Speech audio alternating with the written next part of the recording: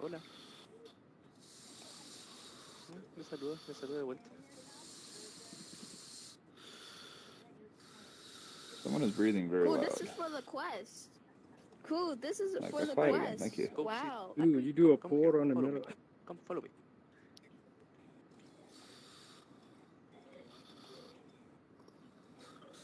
Just go to the world, dude. Why you got a portal? World Here. tour. All right.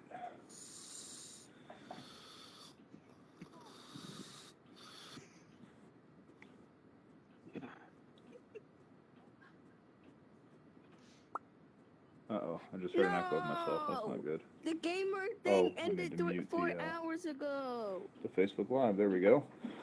That way I'm not hearing myself 15 seconds after I say everything. How's everybody going? Oh, we got someone up top. Who So went up you top? make Dark his Void decided to avatar hang out with bad? my camera position guy up there. That's great. I see make Cam his is still avatar. looking around the space, getting used to things. Scott, Scooter Mac, how's it going? Hey there. Where are you from?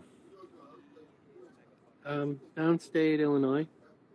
Oh, awesome. What about you, Paulo? There we go. Now it's reconnected. Sorry about that. Can I give Ramita stage access? Yes, I can. So anyway, the room's going to look a little bit emptier now just because I guess they realized that with streaming video in the rooms, I made the avatar much better. it runs into an issue of, I guess the less people in the room, the better it goes. So now what they're doing is they're broadcasting the rooms all over the place. So we actually have 2 rooms going right now. There's 15 of you in this room right now. There's already 10 people in the other room. I expect we'll see more and more coming in and filling up shortly. I would love to see my speakers. That would be interesting. I know Ramita. Are you here, Ramita? Yes, I'm here. Where is Ramita? There she is. Hello. I'm here. So Ramita has stage access now. Oh, wow. Tracy just Way too entered close. too. I'm whispering here. them to get their username to add as a panelist, and I can make them on air and such from this instance. Oh, are they in your room? Yeah. We have, well, I was going to say, we have, who's in here right now? Can you hear me, Matt? I can hear you. How you doing, Ramita? Good. I'm right next to you on the stage. Yeah, I do have, Alright, let's see. a bit of a, kind of like an audio buzz. Let's see. Look at this avatar. Oh, no, I Tell have me my if this headphones avatar. in. Nope. I know what to do. Yeah, it's okay. It's not bad. All right, you care about. But just, it's there. And we are live. We've got 9 people watching, so I'm going to try and say hello to everyone who's watching on the Not Facebook live terrible. feed. Are you Okay, rabbit great. I'm cute? just 1, gonna put 2, my 3. avatar. I'm just Rabbit gonna walk cute. around and talk to people in Yep. the meantime. Walk around, talk to people, say hello. I think rabbit cute. New message from Lauren. Who's Lauren? Where is Lauren? Is that Lauren Lemieux or is that Lauren someone else? Where you, What are Lauren? we supposed to do now? Friends for 4 weeks. I'm assuming that this is Lauren in Okay, front of me. events Hi. Parte la weá. Richmond. Ah, ended 10 hours ago. Ended 5 hours ago. the little kid who's walking around and talking is Yeah, I I'm doing the believe- one. Cam, and he's right there. I'm talking about having actual virtual stores. You can Oh. basically order in the virtual We had lots of store. conversations. This is kind of fun. Just mail It'd be great to have the other presenters. That would be the interesting one. Yeah, I'm actually working with several companies, and Tracy basically is live they're and on looking at air. different Hey, ways Tracy. to utilize the technology, not just all virtual, but like kind of the whole spectrum. So it can be anything from taking, you know, if you Whew, like alright. AR where you can be at home but see the products in your home. I'm not a homo. I'm not doing that. From a device, all the way to like a virtual immersion where you Enter. get to be completely Alright. in the VR space to see the new environment. Anything in between there. All right, so on the Facebook, on the Facebook stream, so just so you guys are aware, obviously you have to have either a VR system or a Windows computer to be doing this. So for those people who are on the Mac or Apple ecosystem, they can't be here or they can't be in the space, but they can still participate and they can still participate live with us in the live stream. So Kevin Delahunty, hello, and Peter George Canellis and Sarah Mohammed, because these are the people who are actually, And Orlando. Orlando, what's up? It's been a while since I've seen you. Wow. Orlando Carnate. I'm sure I'm, butchering his name right now. But he has been to several of our events, I believe, in the past in person when we were holding them in 1871, and hopefully we'll be holding them again soon in person, as well as in the space. We're going to try and figure out, once we do get back to actually doing stuff in person, once we start doing stuff in person, we are going to also try to be casting into the space as well. And we will actually get started in about 10 minutes. We're still letting people filter in. We got about 13 people watching on the live stream right now. We got another. It's really sort of tricky now because they made the volume of the rooms smaller, so only 30 people can be in each space, and so it's fun trying to just see, the fluctuation of the number of people in each space right now because there's 2 rooms that are going. So I'm not entirely sure who's in which rooms. So who's this? Tom, I see somebody with you. I see Michael Chu. There's Michael Chu. Hi, Michael. Michael, can you hear me? I have made him on. What? He's on air. Hi. Yep, and has stage access. Awesome. Come on up to the stage, Michael. Say hello. Or feel free to just walk around and talk to people. Nope. I have not still seen trying to figure out Tracey this yet. navigation. Oh, are you in 2D mode or 3D mode? I'm in 2D.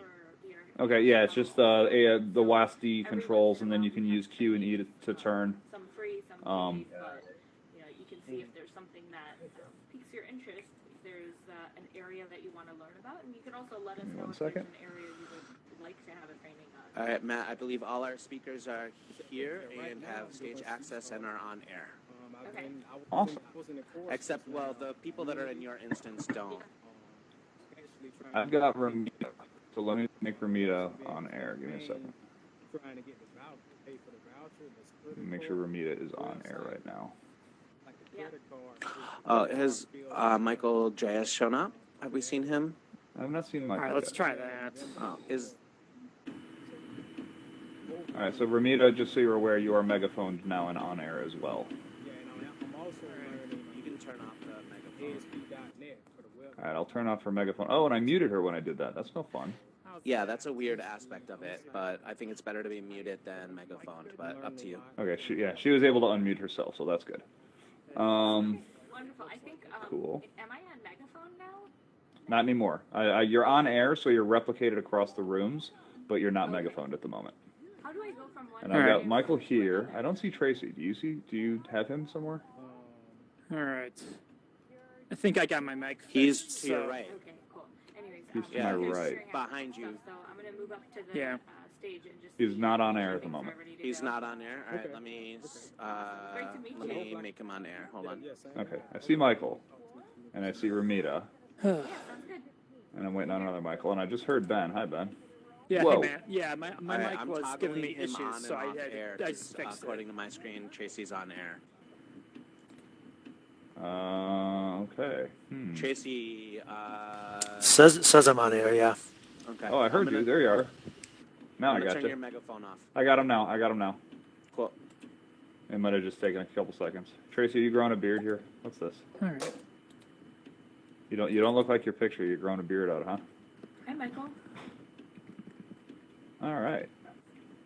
And we got some people. What time we got? It is 6:09 p.m. So we got another Hey, yes, another it is. few minutes. Should be able to hear me now. So the only one we're missing right now seems to be Michael Figure out Dreas, this right? whole- I know. I'm trying to add you on here. Yes. I don't see an option to. You might not be able to because he's not in the same room. Oh, how do I move from one room to another? Something's wrong. So, but you should still just be able to add him. You should be able to just like go to your friends list in your menu and add him. Yeah. So everyone, hello, welcome. You had a What's that? Just so you're aware, so I'm also for Ramita, but you can add as a friend, and then if they click go to you, Matt, this is for you as well. If friends want to go to the same instance, if they click the arrow in the friends list of go to that arrow, they'll go to the proper instance in the event. So they'll join their friend, unless it's a full room. Okay. Just so you're aware. Transmitting. Kevin, what kid is using? Is he still in the room? Welcome. I'm not sure what Hey, room did you he's get your in. I'm not pizza? hearing him anymore. He might have left. What's that? Yeah, Awesome. Tasty? Awesome. Very good. Glad you're here.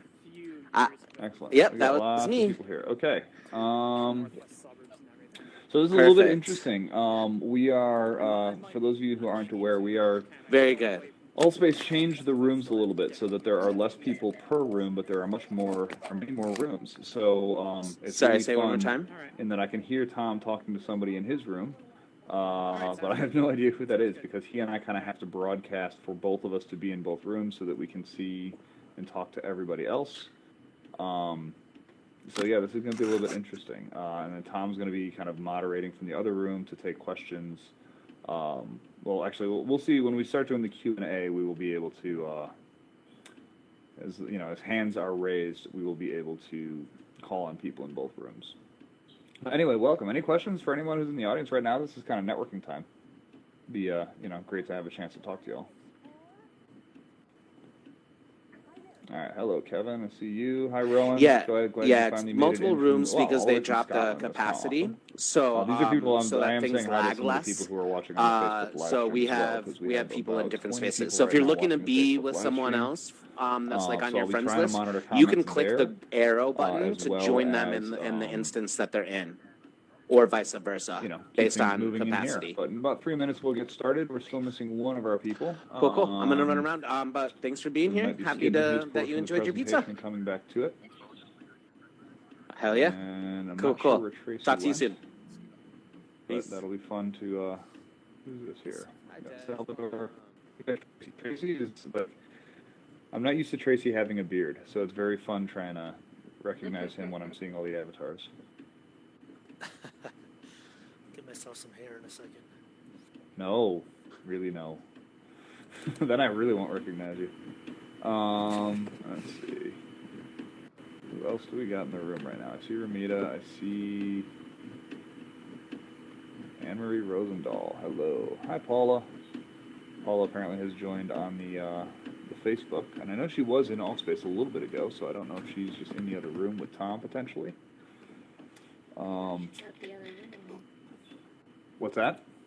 I said I'm gonna go try to check out the other room. Oh, please don't. I got you on air. We got it working, and Oh. I know Tom can see it. So it's the way that this place works is when, you know, capacity with live streaming and VR and stuff like that's an issue. So the way that it works is this room is just kind of replicated. And so as this version of it fills up, people start automatically just getting routed into the other room, and it kind of balances. So when people enter the event, they get split between the rooms. And then eventually, you know, it'll just keep opening rooms as more people file in. And I guess the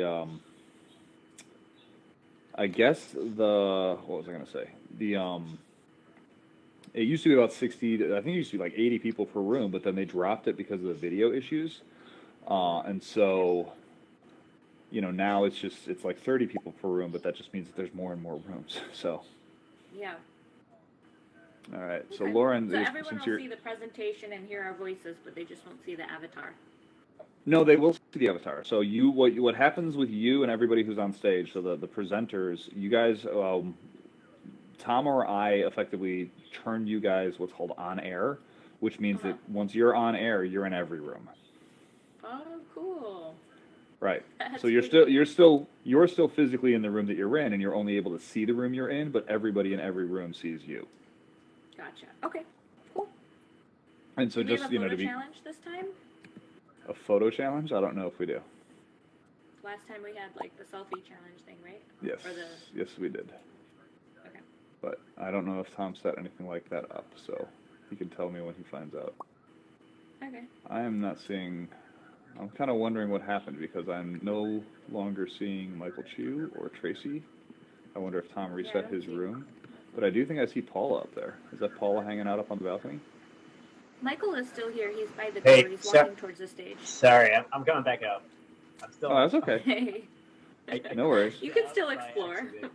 I closed out by accident. Yeah, so I'm back. All right, Tracey, are you in here? I'm not sure where he is.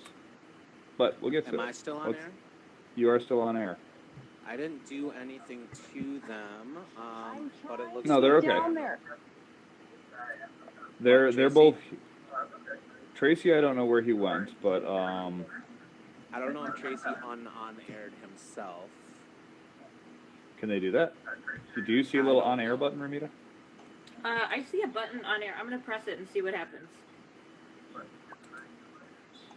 Oh, I just got the notice on Facebook Live that Michael Dreas is on a Mac, Yeah, which is going to I be just fun for him to messaged- try and present. Yeah, I just messaged you that also. Yeah, so I just learned that. I don't know if you want to un-megaphone yourself and what do you think we should do? Not sure. Well, you know,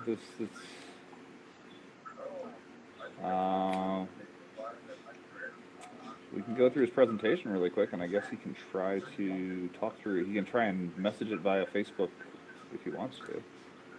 Who's this? We got Scott. Hi, Scott. Is that Boyer Scott? Is that Scott from Scott Lynch? Yeah. Hey. All right. How you doing? Good. I'm trying to think if there's any sort of. It's going to be very hard to do some live streaming magic right now, last minute like that. So. So I was thinking I could see if he can G-chat and he can get your slides, your live slides link, and he can talk through it, and I'll just put my mic up to him. That might work. Yeah, see if you can do that with him. Because that way, yeah, if you can G-chat with him, he can at least talk and be sort of in the room that way. That might work. So, a little bit of a convoluted way for making it work, but it should work. And that way, if you're G-chatting with him and you're sharing the screen, he'll be able to see the space, so he can talk live to the slides and knowing that it's going to be delayed on Facebook. No, I will take the link that you're clicking through for him to look at because I'm on multiple computers and I'm not set up. Yeah, whatever works for you, Tom. That's fine. He's saying that this could work. So, you know, if you can G-chat with him, that'd be awesome. And for everybody else, I'm going to get started. So, hello everybody in all rooms. Welcome. And we are going to get started in just a few minutes. We're dealing with a little bit of a last-minute technical issue in that one of our presenters, we just found out, is on a Mac. So, Tom, go ahead and get that going and let me know when you're all set up. But in the meantime, I got some initial sponsor messages and all those other, fun introductions I have to do. Lauren, are you going to do an intro for Bundle AR, or am I just playing the video? If you want to jump in with the video, is my audio even working this time? Yes, it is. I can hear you. Oh, it is. Well, that's a first. Well, I'll say hello. Hello, everyone. Thank you so much for joining us in this unique platform. I know these days we're doing a lot of unconventional meetings, but it's very enjoyable, and every week I learn more and more things and don't end up in the wrong room. All right, Lauren, you're still. Lauren, hang on a second. You're still just talking right now. When you get here, I'll have you megaphone you so that what I'll have to do is I'll on-air you and I'll megaphone you so that all the rooms can hear you. Okay, no pressure. Got it. All right, cool. Give me just a moment. All right, so Tom, I'm going to let you and Michael work things out. I think he's the second or third presenter, so still going. We do have a lot of extra folks on stage. No, we got everybody on stage. As far as I can tell, the people who are on stage are the people who are supposed to be on stage, although I'm not sure who this is. Oh, that's Tracey. Tracey changed his look. And Paula. Hi, Paula. Hi, can you hear me? I can. So let me get started. Okay. Sorry, so just, be aware, everybody, I'm going to mute the room. That's okay. Yes, I'm going to mute the room so you guys all won't be able to talk to each other anymore. Just give me a few seconds. And the room is going to get muted. So everybody in the audience should be muted at this point. I am still hearing myself from somebody on stage, but that's okay. So anyway, welcome to VRAR Chicago. For those of you who haven't been here before, this is a monthly event. And we, generally do this in person in physical space. For the last 3 months, we've been doing it online. And this event can't happen without our sponsors. So before we really get started, we do like to have our sponsors get a little bit of recognition. So just really quickly for the agenda, what you guys will see, we're going to do some real quick just intro messages from our sponsors. After which our panel members will have about 7 or 8 minutes apiece to go through their slides. As we've been mentioning a little bit before, one of our panel members we found out just now can't actually get into the space, so we're going to try and do some G-Chat magic and have them be able to present remotely through my co-host Tom's effectively microphone. But beyond that, we're going to do some quick panels, and then ultimately we're going to open this up to Q&A, because the reason that we do this is for you guys, for the audience, so that you guys can find out what's going on in a particular industry with virtual reality and augmented reality and immersive technology. But first, let us get really quickly to the slides. So let me look really quickly. Okay, cool. Slides seem to be working, so let me get out of the way.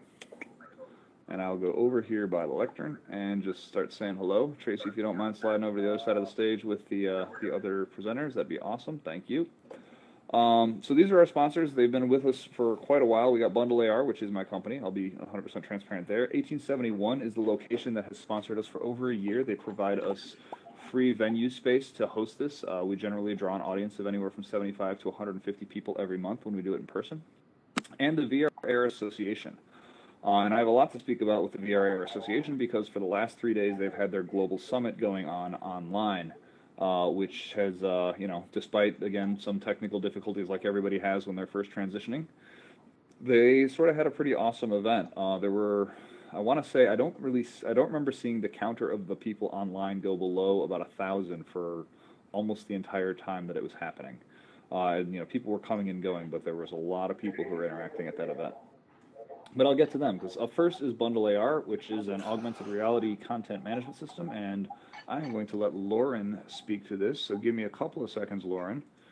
I have to on-air you, and then I have to unmute you, and then you will have to unmute yourself, so give me just a second. And Lauren, you should be, where are you? This is not, there you are. Okay, so give me 2 seconds, Lauren. You are going to be on air right now. And your megaphone, so you should be able to talk. Try speaking. Can you hear me? We can hear you, and every room can hear you. Thank you. So go ahead and talk about Bundle AR. Absolutely. Good evening, everyone. So as Matt mentioned, we are based out of Chicago, and we are making augmented reality easy. So we are creating solutions for businesses and institutions to make their own augmented reality experiences to support all sorts of various industries, but really focusing on training, learning, development, and bringing that to life, especially right now. It's such a unique time in our world that technology adoption is just being accelerated at whole new paces. I'm sure a lot of people have never experienced these types of venues for events, and so it's a very exciting time, and a lot of opportunities for augmented reality in the future. So thank you all for coming tonight. All right, and with that, Bundle AR has a video, which we will play now. Let me know if everybody can see it.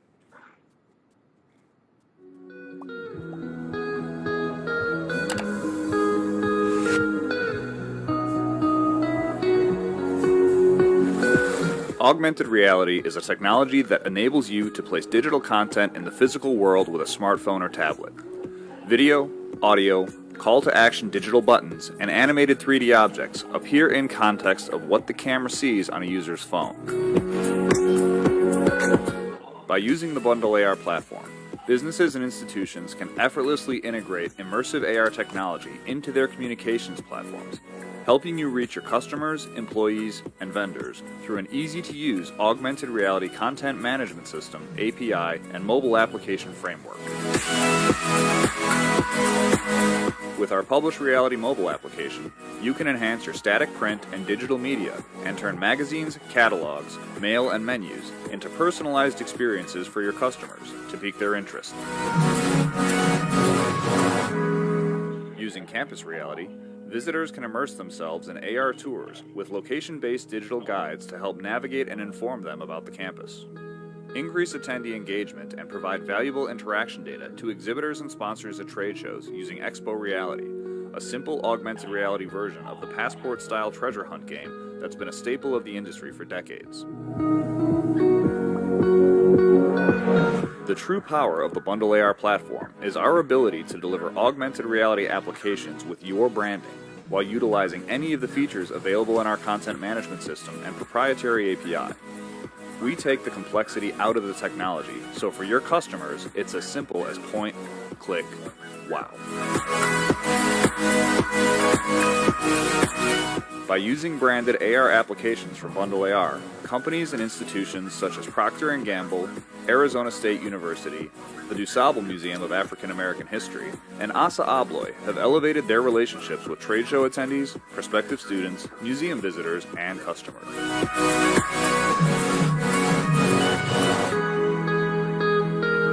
To learn more about how Bundle AR's AR Made Easy solutions can revolutionize how you connect with your audience, please visit us at bundlear.com.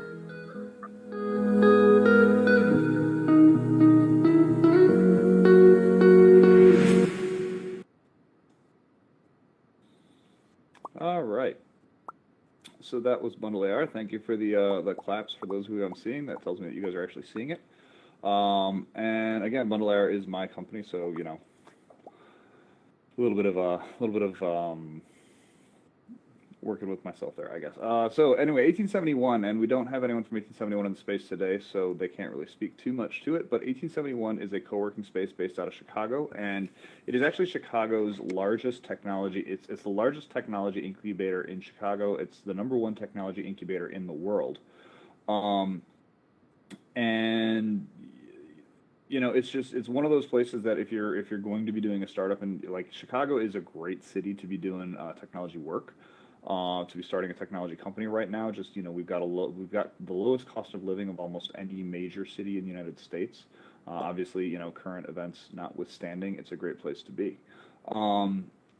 That said, I will you know, just throw a real quick shout out to 1871. If you guys don't know what it is, please check them out, 1871.com. They do have virtual memberships right now while COVID is taking place, and they do have a lot of resources. So for anybody who's getting started, there's all sorts of educational resources, networking, access to mentors, and also, you know, they do have a lot of resources for getting people started in terms of fundraising efforts, just education, working with other people, working with other startups. I believe there's 400 member companies at this point, or somewhere around those lines. And that's what I'll say about them. So that is 1871. Beyond that, I will speak to the VRAR Association. So the VRAR Association, if you guys don't know who it is, you should definitely find out. The VRAR Association is the largest it's the largest trade association working with virtual reality and augmented reality technology. There's over 50,000 members at this point. There's chapters, and I want to say 70 plus cities. So yeah, as I say, there's 70 plus chapters at this point. We actually, in the Chicago chapter, just recently had Mozilla join, so that was kind of a big, you know, big addition for us. If any of you guys have had the chance, please check out the Mozilla Hubs Spaces, because that's a really cool technology and it's very easy to use. But with that, I will go to their video, and then I'll speak a little bit more about what's been happening with the VRAR Association, and specifically the Chicago chapter.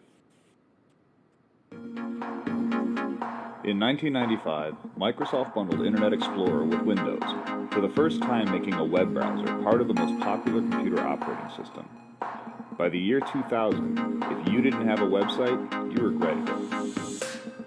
In the year 2007, Apple launched the iPhone, kicking off the mobile revolution. By 2010, if your organization wasn't executing on a mobile strategy, you'd already fallen behind. In 2016, Microsoft released the HoloLens, Facebook launched the Oculus Rift, and HTC released the Vive. In 2017, Apple and Google made augmented reality part of the operating system of nearly every mobile device on the planet. Hindsight is 2020. What's your virtual and augmented reality strategy? Need help? Join the VRAR Association.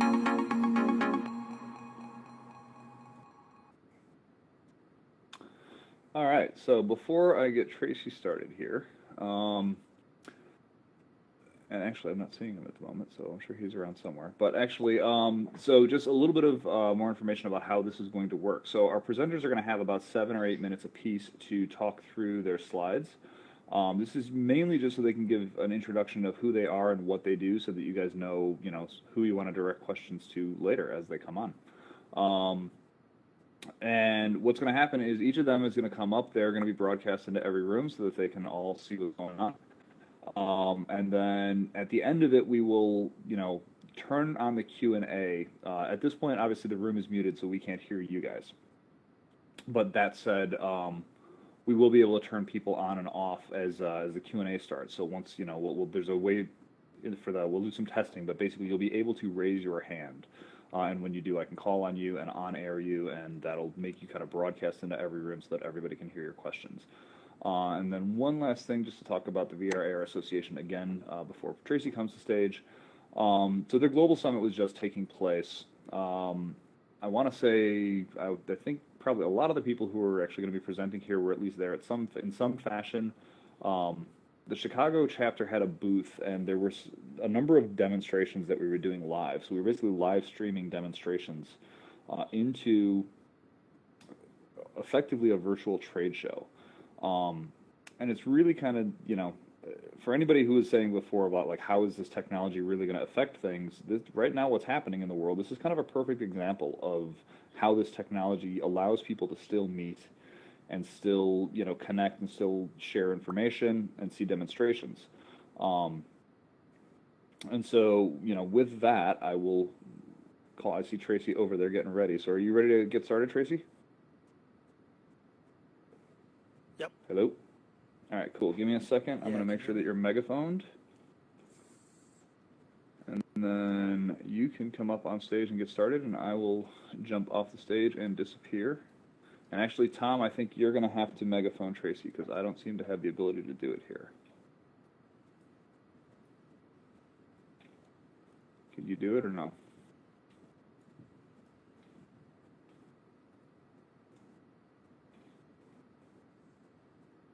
Try talking, Tracey. Hey, how's everyone doing tonight? Can everybody hear him okay? Just shoot some emojis up if you can hear him okay, if he sounds loud enough. Yeah? All right, sounds good. Looks like With that, I will get off the stage. You got a good 7 minutes, and I'll start walking back up on stage when we're getting close. Go ahead, Tracey. All right, well, welcome everybody. Glad to be here tonight. I'm Tracey Wiedmeyer, one of the co-founders and chief technology officer of INCONTEXT Solutions.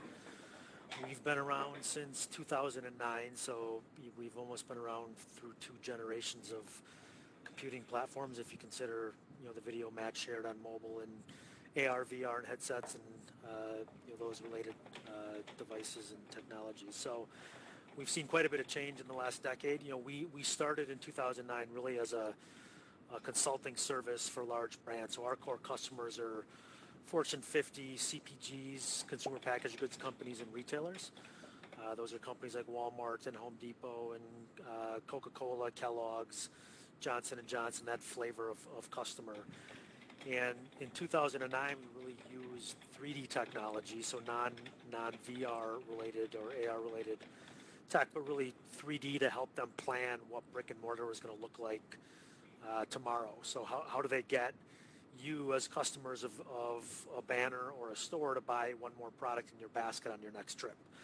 And those are things like pricing, promotion, signage, wayfinding, end cap displays, all the types of things you probably don't know are being planned but are very meticulous in terms of what happens in retail on your journey from the parking lot into the store, to the cart, and to the checkout.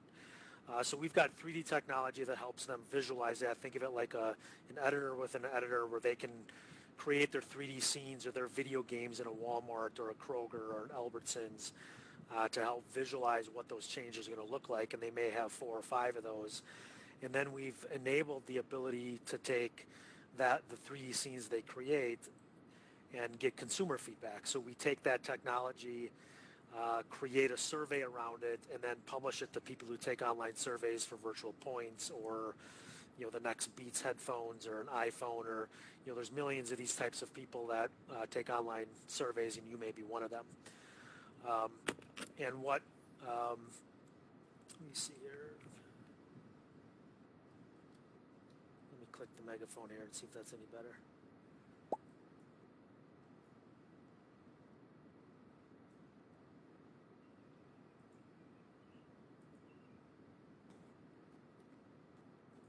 Say if you grab the microphone, that should auto megaphone you also. How's that? A little better?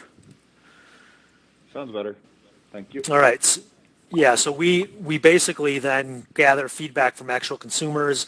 they play a video game in some sort of banner with a hypothetical shopping mission, if you will, if you're a gamer, and we say, hey, you've got $25 to spend in cereal or ice cream or whatever particular category our customers are part of, and then they can shop as they normally would. They have first-person control, and we passively collect a bunch of information about what they do on that journey. Do they buy the product? Do they pick it up and put it down? And then we can ask them questions in real time about why they did those behaviors. Is it too pricey? Did you not like claims on the package? And all that information then is condensed to help our brands and retailers understand how to change brick and mortar tomorrow. One thing I'll add quickly before I pass the baton is COVID, and I can't echo enough of what Matt has said in terms of like the transition into technology. If you're familiar with retail, there's a lot of antiquated processes done in with human hands in these mock set rooms, they call them, where products are physically staged in a warehouse or in a secretive store. All that with COVID has accelerated in terms of a digital, move to digital. We've had a lot of progressive customers use us over the last decade, but we're seeing more and more of those customers in the last 3 to 4 months realize they have to do something different, and they've all sort of understood and realized that they can make decisions quickly. They've been forced to do that in these times.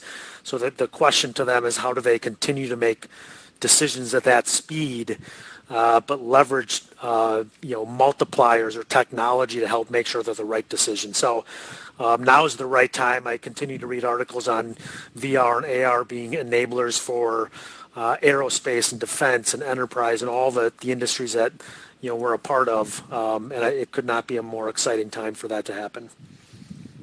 So with that, I'll pass it back to you, Matt.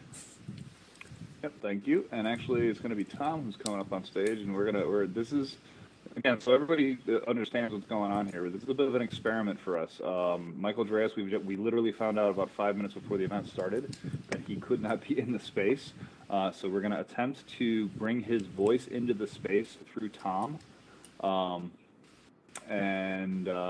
see how this goes. So Michael Dreas, let's see how this goes. Tom, Michael, can you guys hear me? Can you guys try talking? 1 second. I'm going to have him start speaking now. I don't think he'll be able to hear, but he'll be able to speak. Okay. Go ahead, Michael. Hello, everybody. We had some technical difficulties today. Sorry about that. But so what I want to talk about briefly, so I'm Director of Photography and Technology at Snap 36. We are not necessarily in the AR, VR space fully. We create 360 and 3D spin images, high-res JPEGs mainly, or PNGs, for the kind of 360 spin experience. And, we're a content provider for a lot of retailers, distributors, manufacturers. If you want to go ahead and go to the next slide. Oh, skip one more. There you go. So what we've seen over the years is obviously the shopping experience is changing. And just a few quotes here on some things that were interesting that, 60% of buyers don't really prefer to interact with a salesperson anymore. They want to get their content online. It's also, on top of that, it's about the experience, good imagery, video, an AR experience with a product. And so much of that is quality imagery, what goes into driving a good shopping experience. So that's really what the strong part of what Snap 36 does. And so we've been around for about 12 years, kind of relaunched ourselves about 8 years ago, but we very specifically have been driven for the 360 and 3D spin photography. You can go to the next slide.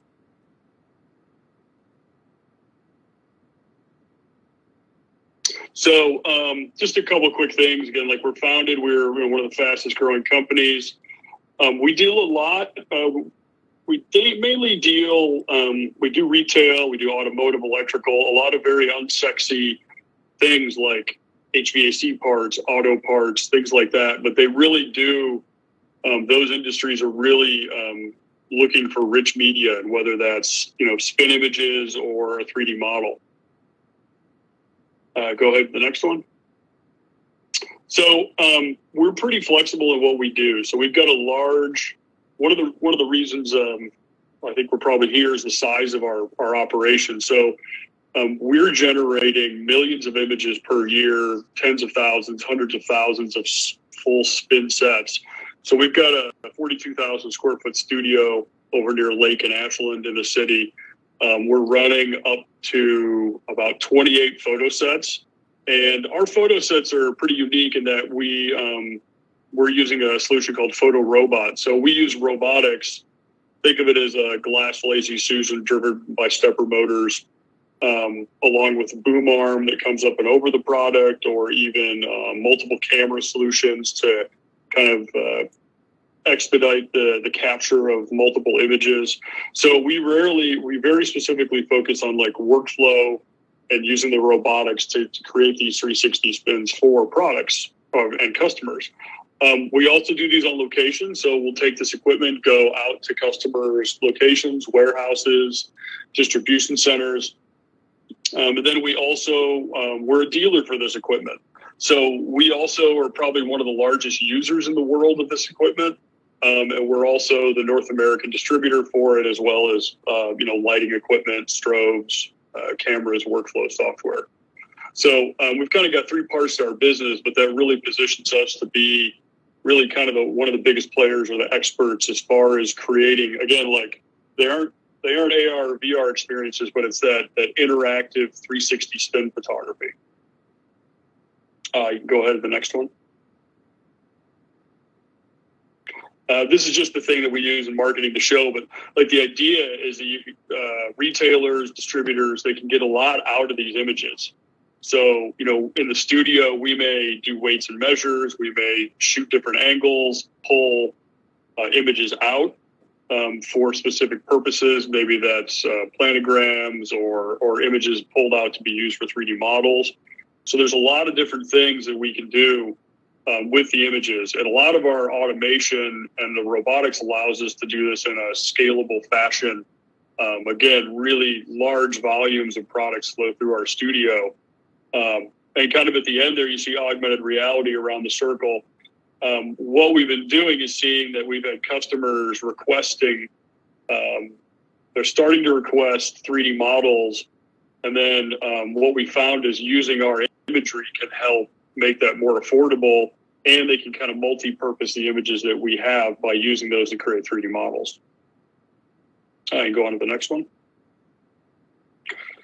So since obviously we're not, we don't generate like 3D models or objects ourselves, we've partnered up with 3XR out of Boston.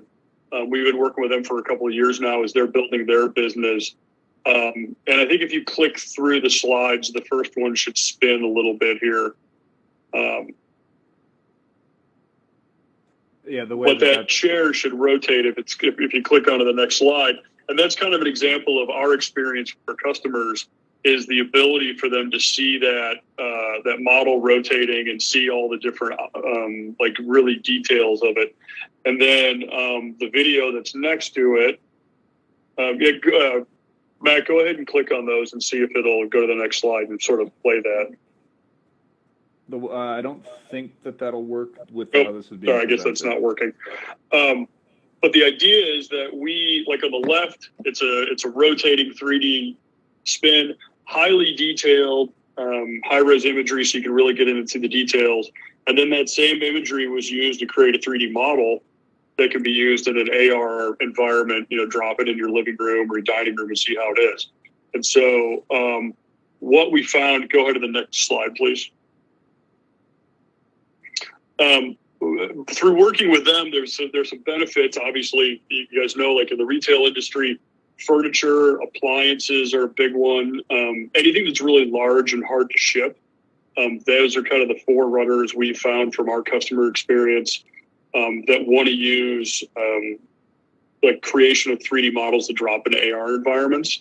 And then footwear is pretty popular, and accessories being like maybe handbags or watches. We've had customers requesting 3D models for that, for them to put in an AR experience. And through our work with 3XR, what we found is our imagery used to create with photogrammetry to create 3D models can result in a much better representation of the product. Obviously, you can build these models from scratch, but for retailers, it's very important to represent the product exactly as it is when the customer gets it. So using the original imagery from our spins gives them kind of a leg up on more photorealistic models. And then also, it lowers the time to create models. You know, if it may take 8 hours to build a model of a product, let's say a shoe from scratch, you know, it can take that time down to a couple of hours. So it can knock it down by 75% sometimes if we start with good imagery and, you know, some photogrammetry techniques. So I think that's the end of mine. I appreciate you guys dealing with my technical difficulties and look forward to answering some questions later. All right.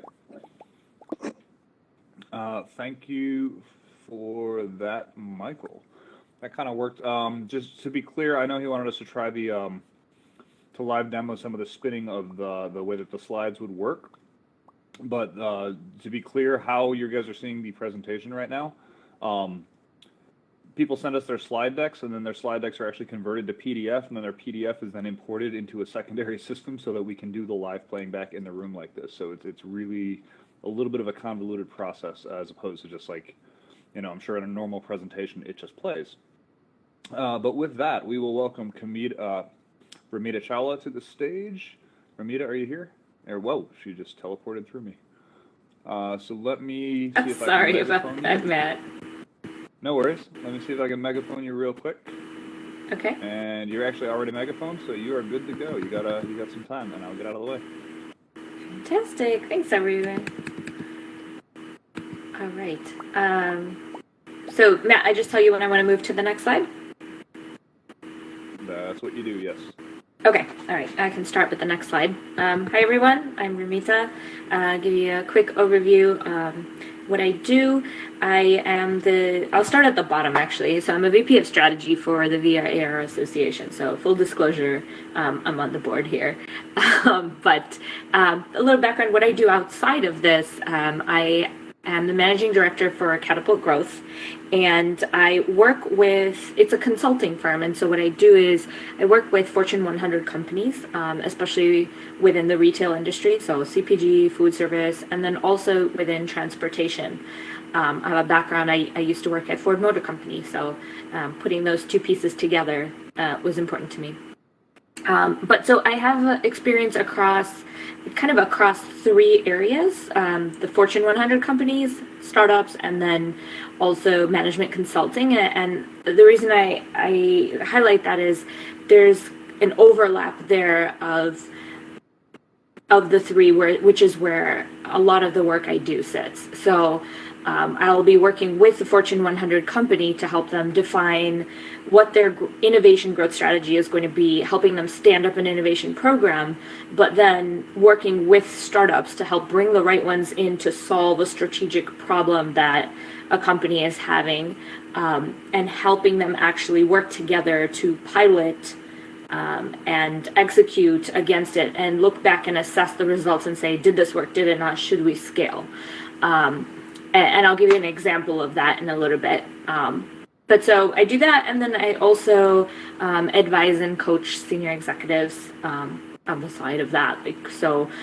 When I'm not fully standing up an innovation program, sometimes I'm just advising on here's how you can do it, here's how you should think about it, who the stakeholders should be, what should the process look like, to make sure that it works within a large organization. Next slide. So when you think about retail, really there's multiple subsegments within retail, right? And this is kind of how it's defined when you look at labor statistics. But the recent effects of COVID disproportionately affected each area. So if you think about apparel, there was different challenges with the demand decline. People are at home. There's no way to return the items. There's no way to trial them. There are some hotspots where, companies made it very easy for people to get the apparel, try it, and return it. One, for example, being Amazon. But generally, it was a little bit more challenging for that subsector. Whereas when you think about like food and beverage or household goods, like you could not find toilet paper and disinfectant anywhere, right? And like food and beverage, even that, like finding some food items, the demand went up quite a bit for those items, and those are necessities people needed in the recent times.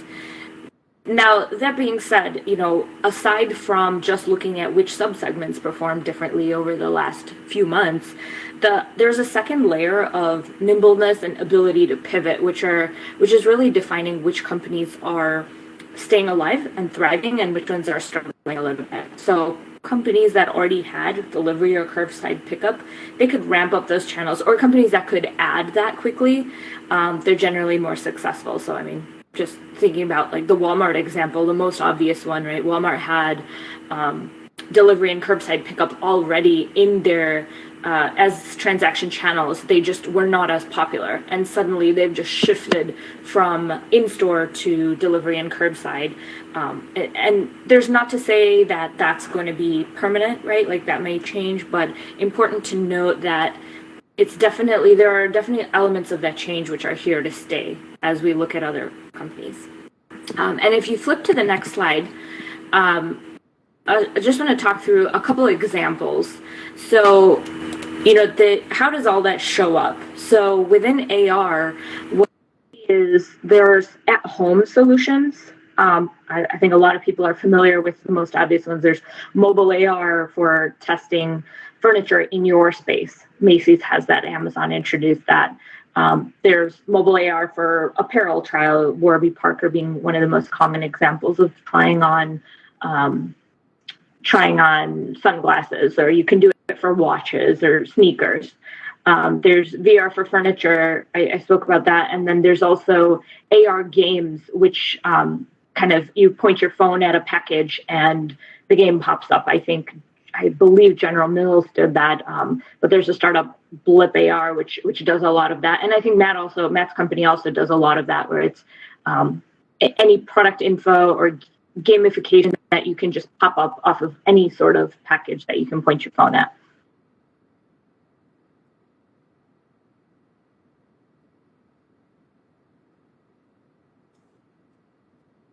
Oh, I don't know if we lost Ramita there. Hang on a second. Can you still hear me, Ramita?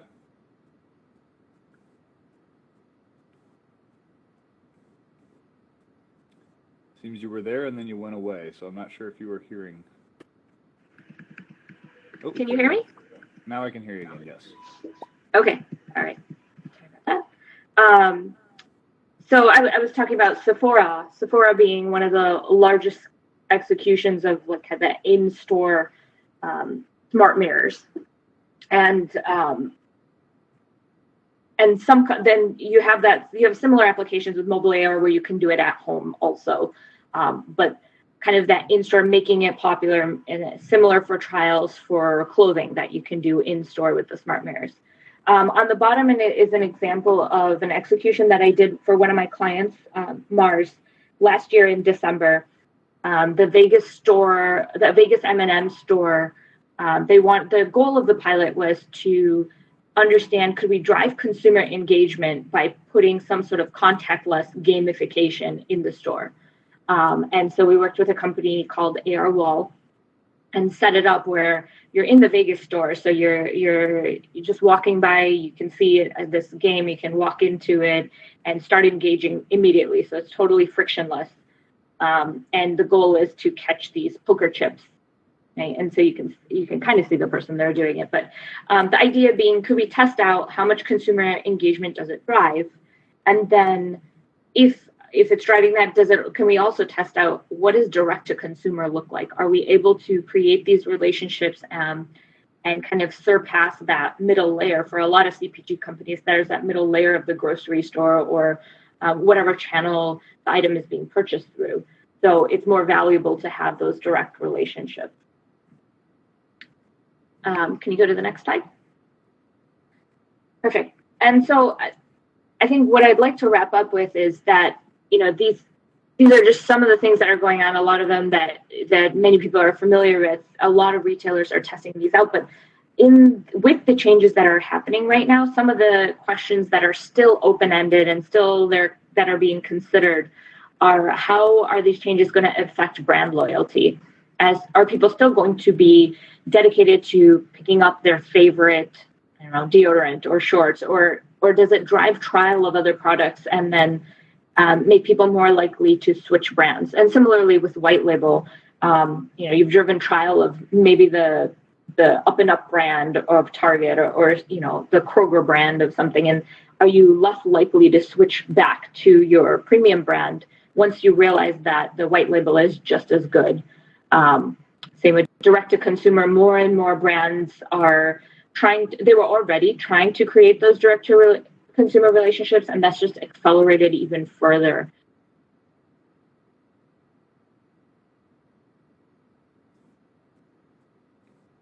Sounds like we lost your microphone again, Ramita.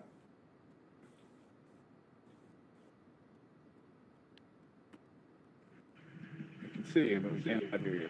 Oh, there we go. You're back. Okay. Can you guys still hear me? I see some nodding and some emojis, so you're good. Can you hear me? Yep. Okay, perfect. So just to wrap up, these are still questions that I think are being evaluated and considered. A lot of companies spending time kind of thinking through their strategies of what changes are going to last and how they're going to impact depending on where they are within the retail segment. And back over to you, Matt.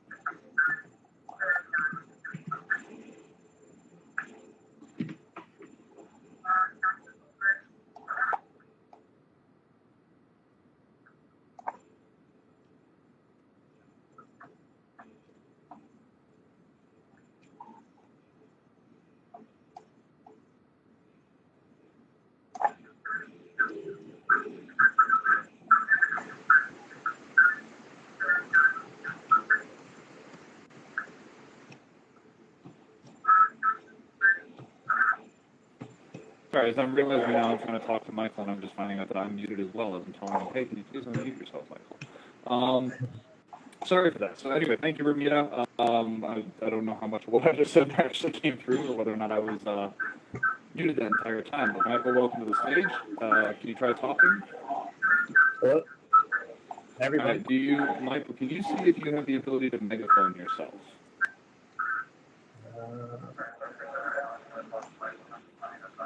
If not, you can climb on over to the left from here. And how does this sound? That sounds like that work? Okay. Yeah, with Great. that, we'll get off the stage, and if you need to change the slide, just call for it. Thank you. Perfect. I was a little confused because I was like, is someone talking to me? I saw you looking at me. I didn't hear anything, so I apologize for just standing there. But hi, everyone. Thanks for having me. I'm in 2D mode, so I'm kind of like all over the place here.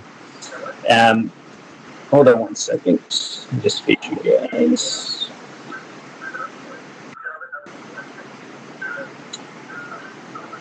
Okay. So, hey everyone, thanks for having me. I am Michael Chu, Senior Manager of Business Development at Macy's. Our team is focused on growing the top line for the organization outside of our existing core business. So that's usually creating new business models or strategic partnerships. One other area that we're responsible for is identifying emerging spaces or technologies that Macy's can add value to. And so 3 years ago when I joined the business development team, all the hype was around virtual reality. Every trade show, every conference I went to, there was some sort of virtual reality at the forefront. And as I started digging through a little deeper and looking past all the hype, all the flashy, shiny objects that VR had, there was actually some value that was with the technology. Can you go to the next slide? Oh, next slide. Perfect. Hold on 1 second. And so, as I started thinking through a bit, I came up with a very basic hypothesis, very broadly stating, we believe that immersive technology will provide the customer stronger purchasing decisions that will lead to higher conversion and a reduction in returns. Presented this to senior leadership. They supported it fully, and I was moving forward with figuring out what is the strategy for Macy's from an immersive technology perspective. Can you go to the next slide, please? So where is Macy's today? I've been very focused in this space the last 3 years, and I've seen significant changes. Over the last 3 years or so, viable use cases, were somewhat limited to the furniture space. But as we started looking at our furniture shopper journey, we realized there are 2 common pain points that we could solve for with immersive tech. One being, will it fit in my space? And 2, what does it look like? And so we crafted a full VR furniture experience with a dedicated concierge that would essentially educate the customer about the technology, take them through the experience, and help them build out their room. We tested it in 2 stores, and after 6 months of positive indicators, we started figuring out what is our path to scale. Today, we have over 150 stores, and 4 of them do not have furniture. And essentially what we're trying to do is test out, are customers comfortable buying a big ticket item without actually touching and feeling the product? As successful as VR has been for us, we realized in order to move the needle for the company, we needed to get this technology in the hands of the consumer. And so we pivoted to augmented reality. We started integrating a lot of the common features into our native app, iOS and Android. So we have view and room capabilities, 360 product spins, and virtual try-on. Next slide, please. And the results have been promising. For the customers who went to our furniture store and tried the virtual reality, we saw an increase of 1.5 times higher average order value than customers who didn't use it. And we also saw a reduction in returns. On the other hand, with augmented reality, if a user landed on a PDP with an AR feature enabled, 20% of them engaged. And of those 20%, 14 of them converted. To give you some context of what 14% conversion rate looks like, on average, an e-commerce site usually is about 2 to 3%. Next slide, please. Despite some of the promising numbers that we've seen, there's still challenges. So user adoption. We in this room are all subject matters in this space. But if you talk to anyone outside, it's a good chance that they're not aware of what immersive technology even is. I constantly hear the term VR and AR used interchangeably. And I think as Apple and Google has started to really add this into their roadmaps and building into their OS, we really haven't seen any apps take off and help users adopt this technology. Next is operating costs. To enable virtual reality in a store, hardware is expensive. From head-mounted displays to high processing PCs and other peripherals. It's expensive, and since this hardware is very unique to a common store technology, we need a separate maintenance plan in order to help support the program. Outside of hardware, we look at rendering 3D content. Content is expensive. It's gone down over the years as more people get into the space, but it's still expensive. And if we factor those two costs in and we start thinking about how do we actually scale this at Macy's, to give you some context, our e-commerce site has over 1 million active SKUs at any moment, and it's constantly changing. So, what is our content strategy around that? How are we going to be able to how are we going to scale through these SKUs? And also, we have 600 plus stores. How do we think about which stores should get virtual reality? Next slide, please.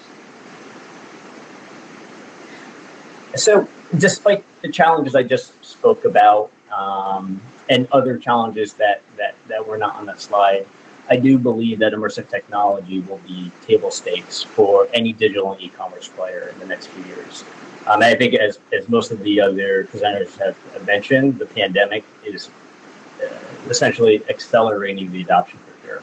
And so what we're focused right now at Macy's is how do we think about expanding our product categories? So we know that furniture does really well, but what other product categories can benefit from VR or AR? We're starting to think through and go deep in certain verticals such as shoes, accessories, watches, and jewelry, and thinking about, again, how do we spread this across broader categories? Next is about, again, content, as I mentioned. I think this is the most critical for us right now is having a solid content strategy, because if you think about it, if you don't have content, it doesn't matter what your VR or AR experience looks like, right? And so not just from a content creation standpoint, but the management and distribution of that as well, and fitting that into a process of our e-commerce site experience. And finally, optimized. And essentially what this refers to is thinking about, long term, if we believe in the strategy, are we going to buy or build this ourselves? I think with Apple and Google, adding this to their SDK as the technology becomes a little bit more mature, do we decide to build this in-house? Is this beneficial for us long term? Or should we partner with someone or potentially acquire? I think all those things are on the table right now to really figure out where is our long-term strategy there. Hopefully some of this was helpful for you guys, and I encourage you to download the Macy's app and check out some of the features that I just spoke about. Thank you. All right, thank you, Michael. And that's yours. And I can't see. I hear emojis going up in the air, but I'm currently trying to run slides and move around the space and get ready for the QA all at the same time. So now is the time when we are going to have all of our speakers come back up to the stage. And if you guys don't mind just positioning yourselves around the space a little bit, just kind of equal on the space. So I see Michael, I see Tracey, where's Ramita? Okay, I'm going to make sure that everybody is on air again. Give me a moment to set that up. And while I'm doing that, I'm going to let everybody in the audience know that the way that this works is the audience is currently split among 2 or 3 rooms. And so in order for us to see you, you will have to raise your hand, which I'll be turning on the ability to do that in just a moment. And by raising your hand, I will be able to call on you. When I call on you, it's going to take a moment that I'm going to have to actually on-air you, which is on-airing you effectively shares you to all of the rooms so that everybody in all rooms can hear you. So Tracey, you are currently on air. Michael is currently on air. Tom, are you in the room? I'm not looking at you at the moment, and I need to get Ramita as well. Give me a second, I'm in my host panel. Ramita is on air. The message from Tom, megaphone. Am I not megaphone right now? I should be. Is everybody else megaphone? So let's, I'm not seeing Ramita at the moment. Oh, there she is. Okay, cool. Sorry. It's fun to be navigating in a virtual space. So Ramita, can you try unmuting yourself and talking really quick? And again, all of you on stage at this point. So Michael, Tracey, the other Michael, who's going to be talking through Tom's avatar, Ramita and Tracey, please unmute yourselves and try to make sure that your megaphone is on and see if everybody can hear you. Hello? This is Michael. You can't unmute yourself. On air, so you should be able to.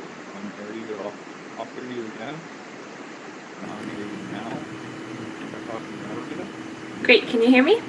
Now we can hear you, yes. Perfect. Tracey, are you good to go? Everybody hear Tracey? I'm going to check in with you guys one at a time and just say something really fast so that you know we can hear. So Michael Chu, let's start with you. Hi, this is Michael. Hi, this is Michael. I'm hearing a bit of an echo. Are you multiple later? Tracey? Hey, can you hear me? Yep.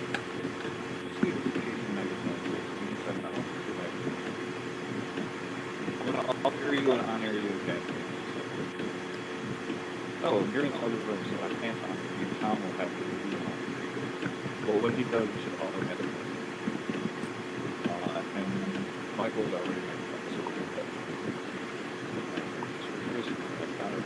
Oh, he just thought he was going to go.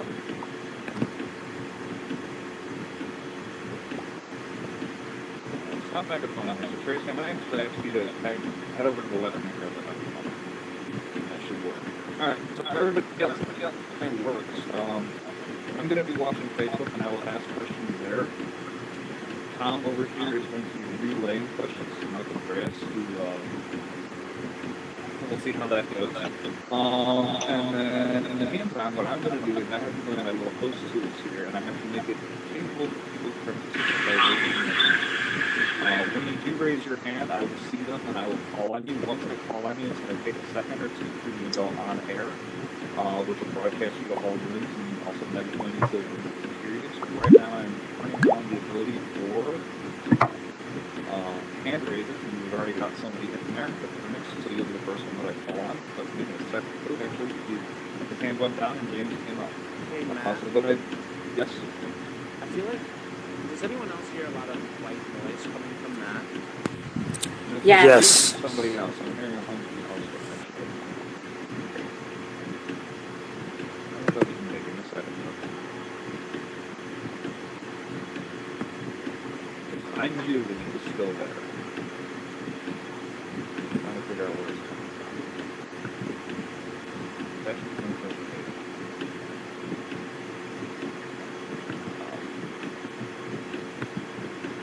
Sorry about the humming. I think we can do it, but I don't really see that. That's much better. Oh, now it's back. So I think someone in the audience might have. It sounds like the fan on the ceiling. Is your? It's actually, I was going to say, it's coming through Ramita's microphone because I can see the sound indicators, but as long as it's not too bad, we can go quick. There's it now, by the way. So anyway, we got a lot of hands raised, so I'm going to start getting the questions. The first one's coming from Facebook, which is mobile AR in the store the mass adoption breakthrough in retail, or is it AR and VR assisting shopping at home? I'm going to actually throw this one to Michael Chu to start. Actually, Matt, can you say that one more time? I broke in and out for a second. Yeah, sure. So the question was, mobile AR in the store the mass adoption breakthrough in retail, or is it AR and VR assisting shopping at home? It for sure is in the home. You know, it's interesting you talk about AR assisting in the store. So we started thinking about how do we enable a better store mode within our app, right? And so whether that is looking at AR, on a product label or product discovery or things of that nature, we never got there. So we believe that will add value to the customer once they are in the store. But for right now, all we're really testing is mobile AR at home. All right. We got a lot of questions here. So give me a second. James, you're going to be first to go. Hey, Matt, are you on megaphone? I am on megaphone. I will on megaphone and bring megaphone again. So first, let's on air and megaphone James. James, can you try talking?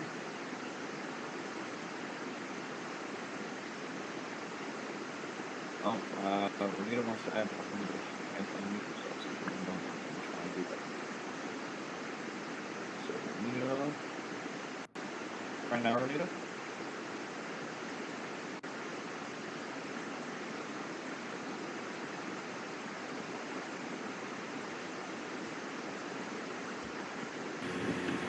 Can you hear me now? Yep. Perfect. Okay. So hopefully, is there still white noise behind me, or are you? Is this a little better? So we'll keep going and keep them. Got it. Okay. So I just wanted to add to that. I think Michael is spot on. Where in store, like the in-home experience, is really where it's a breakthrough of people being able to try on shoes at home just by well, shoes is not a great example because of fit, but like a watch, being able to put it on your hand and see what would it look like, what would the colors look like, which one do I want, furniture, items such as that. However, I think there is still something to be said about in-store AR. When you think about that engagement, there's some research around if you keep people engaged in the aisle, in the store for specific products, it actually leads to more purchases.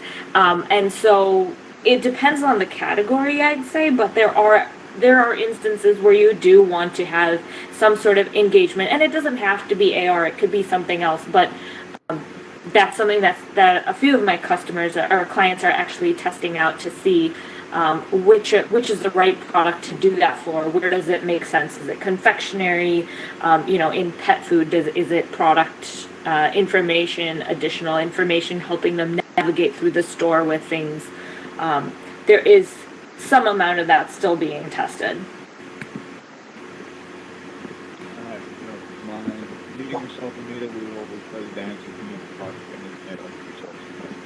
Sounds good. All right, so Carlos Alb, you are going to be on here in just a moment. I'm trying to get you on here right now. There you go. Carlos, can you try talking? I think I can hear you, but the audio is definitely breaking up.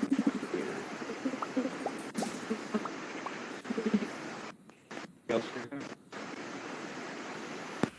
Nope. I think in a moment. And I'm going to go to Jay Yearly. Here. Jay Yearly, can you try talking?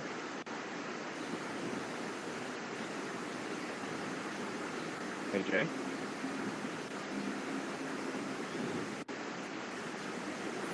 I didn't have a question actually, but I can think of one. Okay. If you got one, that's great. If not, I can move on to the next. We've got a couple more questions. I didn't have a question actually. But how are you all levered? No, I didn't have a question. You can go to the next one. Let's go with Desert XS. Microphone need now. Try talking now, Desert. Thank you. So I have a question for anybody. I consider myself probably one of the best demographics as your customer base. I've been a fan of VR and AR since its inception. And just to get right to the point, I used to be back in the day a big fan of an e-commerce site called Second Life. And whether you heard about it or not, to me, one thing that was exciting about it was the fact that you could go in-world and see real life advertisements and buy those things for your avatars or yourself at home. And even though we all know that Second Life was a ginormous, let's just say one of the early adopters of e-commerce, you could look at it as an experiment. For me, it was truly exciting. And my question is, even if you do bring AR to the store or to the home or both, my question would be, would there be any integration? What you create in AR, would there be any integration where you could actually also bring that into the VR world, not only to bring to your avatars, but then you could also order for your home as well? To me, that would sound exciting.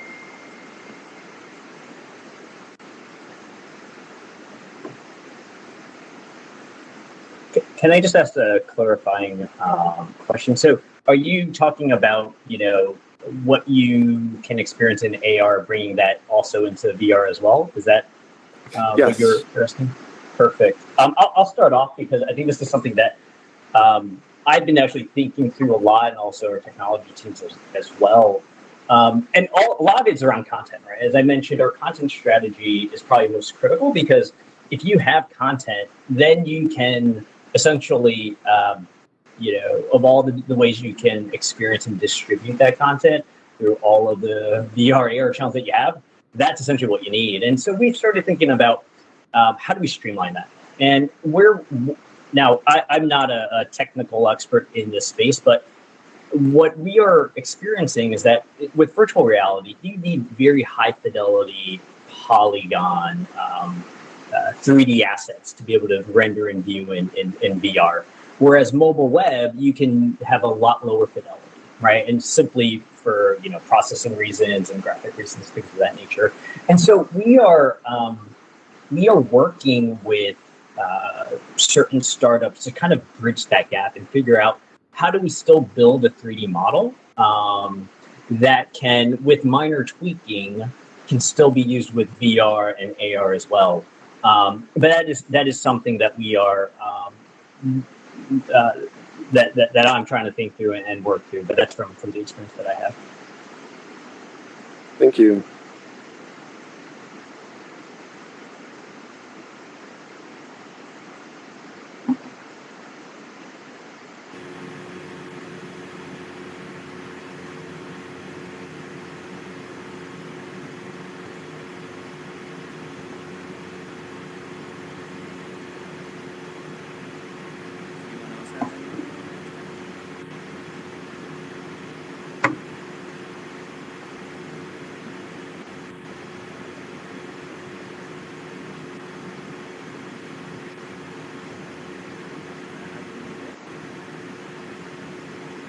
I love it when I'm muted and I'm trying to talk to this.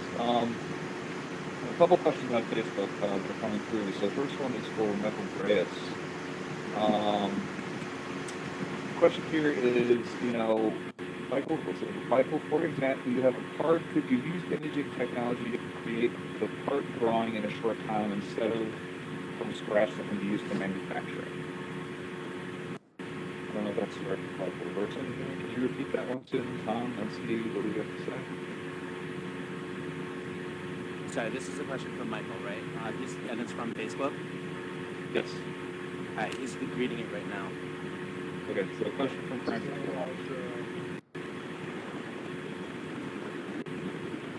Focus on the jail creation.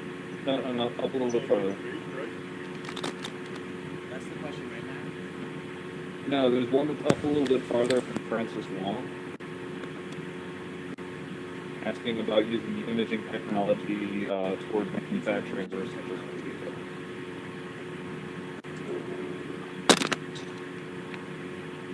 Sorry, I don't see the question.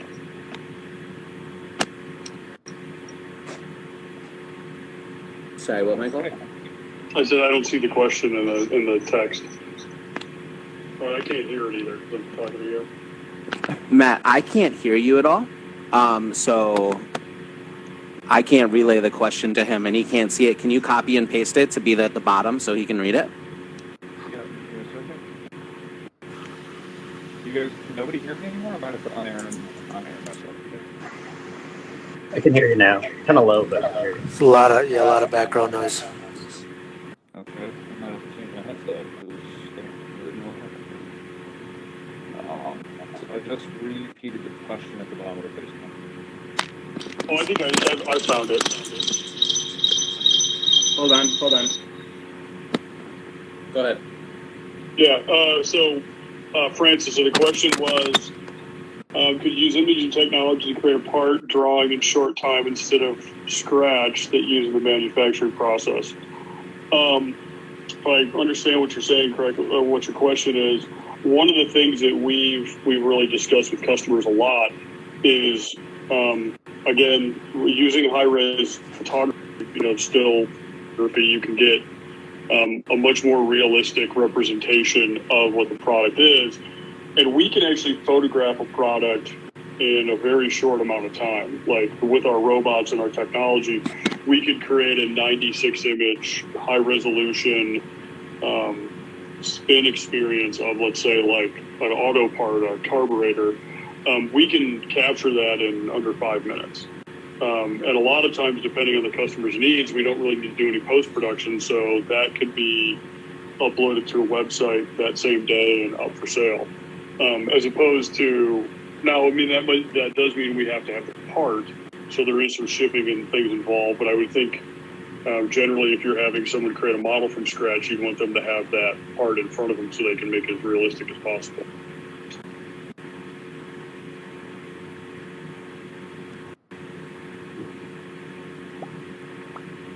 Sorry, I'm trying to fix microphone issues and a lot of things going here. So looking for the next question, which will be from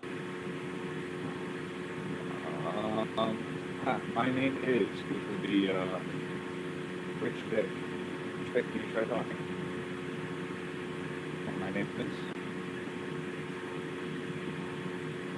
Hello. You guys hear me? I just want to make sure the camera can hear me. Yep. Okay. But you're not answering this one. So I will go to the next. It would be Scott, Scooter, and Matt. Can you start talking? Can you hear me? We can hear you. There we go. Okay. I'm Scott McCormick from Emergent Enterprise, and I was curious, this would be for anybody on the panel, and thanks for sharing tonight. What kind of priority did you give to user experience design? How did you find out how your users would react and how that content would resonate with them? Did you use pilots, proof of concept, that sort of thing? So speak toward UX design.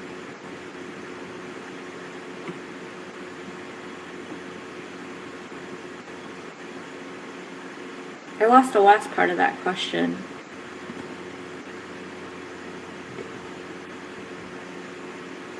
Well, I'm assuming in any of your initiatives, or any of you, that you did some user experience design to make sure what you were making would resonate with your users. And could you speak towards that, what your process was to include the needs and of your users and what they would want?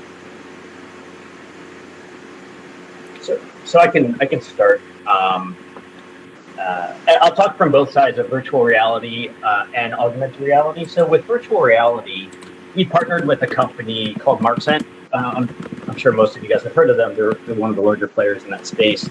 And we really relied on them for what the user experience was.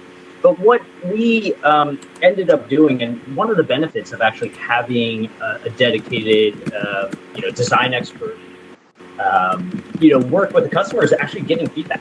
And so we would get a lot of qualitative feedback that we would not be able to get online unless we had a focus group, right? So we had some, again, I think this is very common with virtual reality and still a challenge that needs to be solved. But we did have customers that, had some, motion sickness. And we also, we were using HTC Vives, and they were tethered to the PC. So you have wires on the floor. And, how does that lead to, some safety concerns there? And so we even though we used MarkSense as kind of the experts and leaned on them, we also took a lot of feedback from customers and kind of incorporated that into it. Now, with augmented reality, we essentially used a lot of the native SDKs that come with iOS and Android. And so we, from a UX perspective, really focused more about how do you introduce this feature once you land on the product detail page, and how do you make them aware that we have a view and room capability, also a 360 product spin. And you may assume that a button that says view and room is pretty obvious, but after doing some A/B testing, we realized that we had to be a little bit more direct. make the button more upfront placements of it. So a lot of it was A/B testing once we kind of launched live, but also realizing that when you're kind of adding to a PDP that's most users are not familiar with, it's going to take a few tries to get it right. Great, thank you. And I'd say I've worked with a few different clients, and the approach we typically take is to run these very small MVP pilots. So before it gets to the point that it would actually reach an end consumer in mass adoption, we've already tested it out multiple times through pilots before we scale it.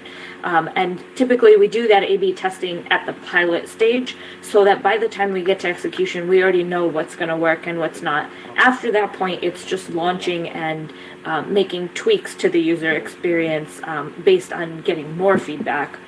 But that initial phase doesn't actually get scaled until we have that feedback on the user experience as well as everything else, all the mechanics, and we kill the ideas pretty early if we think like there's no merit in continuing strategically.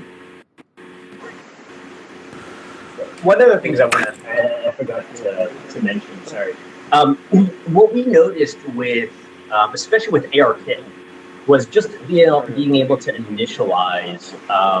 Hopefully, you guys have all kind of experienced some sort of ARKit experience, but to be able to initialize so that it can understand the different spaces and the different.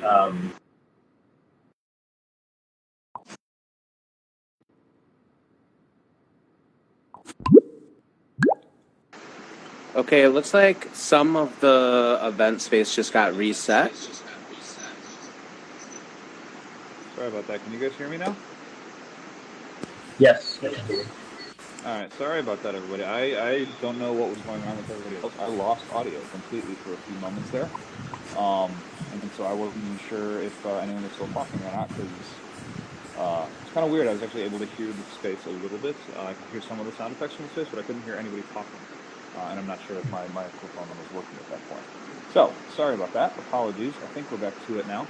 And I'm going to go back to the next question. Was anyone still talking at that point? I was Matt. Sorry, everyone. I need to reset.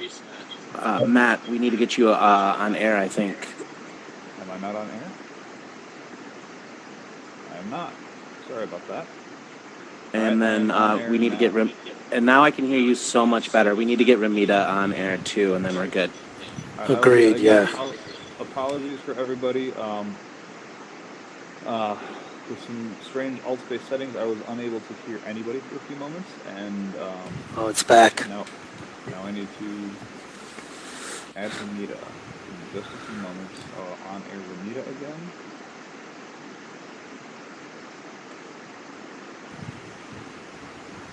Does anyone hear the waterfall in the background? I do, yeah, we all do. Okay. Paula, do you mind jumping off the stage, please? Thank you. All right, Ramita, you're there again. I'm not sure what the waterfall is. I know we got some audio issues, but at least it's looking to me like it's a little bit bearable versus not being able to hear anybody. Right. So we'll deal with a little bit of white noise, and we'll try to fix it for next time. But in the meantime, let's continue with our Q&A. Oh, the waterfall. Oh, the white noise is gone. Not sure, but that's great. A lot better, that's for sure. All right, so let's see what we got on the Q&A right now. So yeah, I think Michael was trying to say something. Michael Juke? Yeah, I think he was finishing something when it cut out. All right, I'm sorry about that, guys. Go ahead, Michael. Yeah, no worries. It'll be quick, but it was going back to the UX question. One of the things that, if you guys have experienced any app with ARKit, what we've learned was to be able to initialize the scene, to be able for ARKit to be able to render and understand the different planes that are in your space was really challenging for consumers, for users. And so that was unfortunately a constraint that we had. But as Apple improved their ARKit over different versions over time, that improved. But that was one of the largest feedbacks and drop-off rates that we got, is they simply couldn't initialize the AR feature.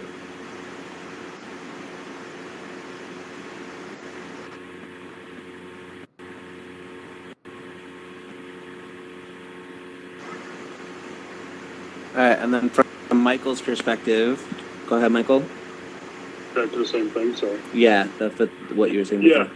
Yeah, I was going to say, I just would say I would agree, and our experience from Snap 360 side is we're usually the ones creating the content for those trials or, the pilots, and we're working closely to kind of figure out some of the details and styling on the imagery, and then, hopefully if everything flows forward, then we would do the major work for the company to roll it out.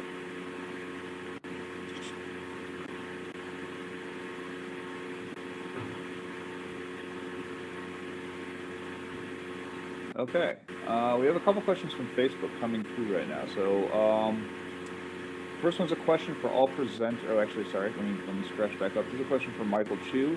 What are some of the challenges to adopting scaled 3D content creation?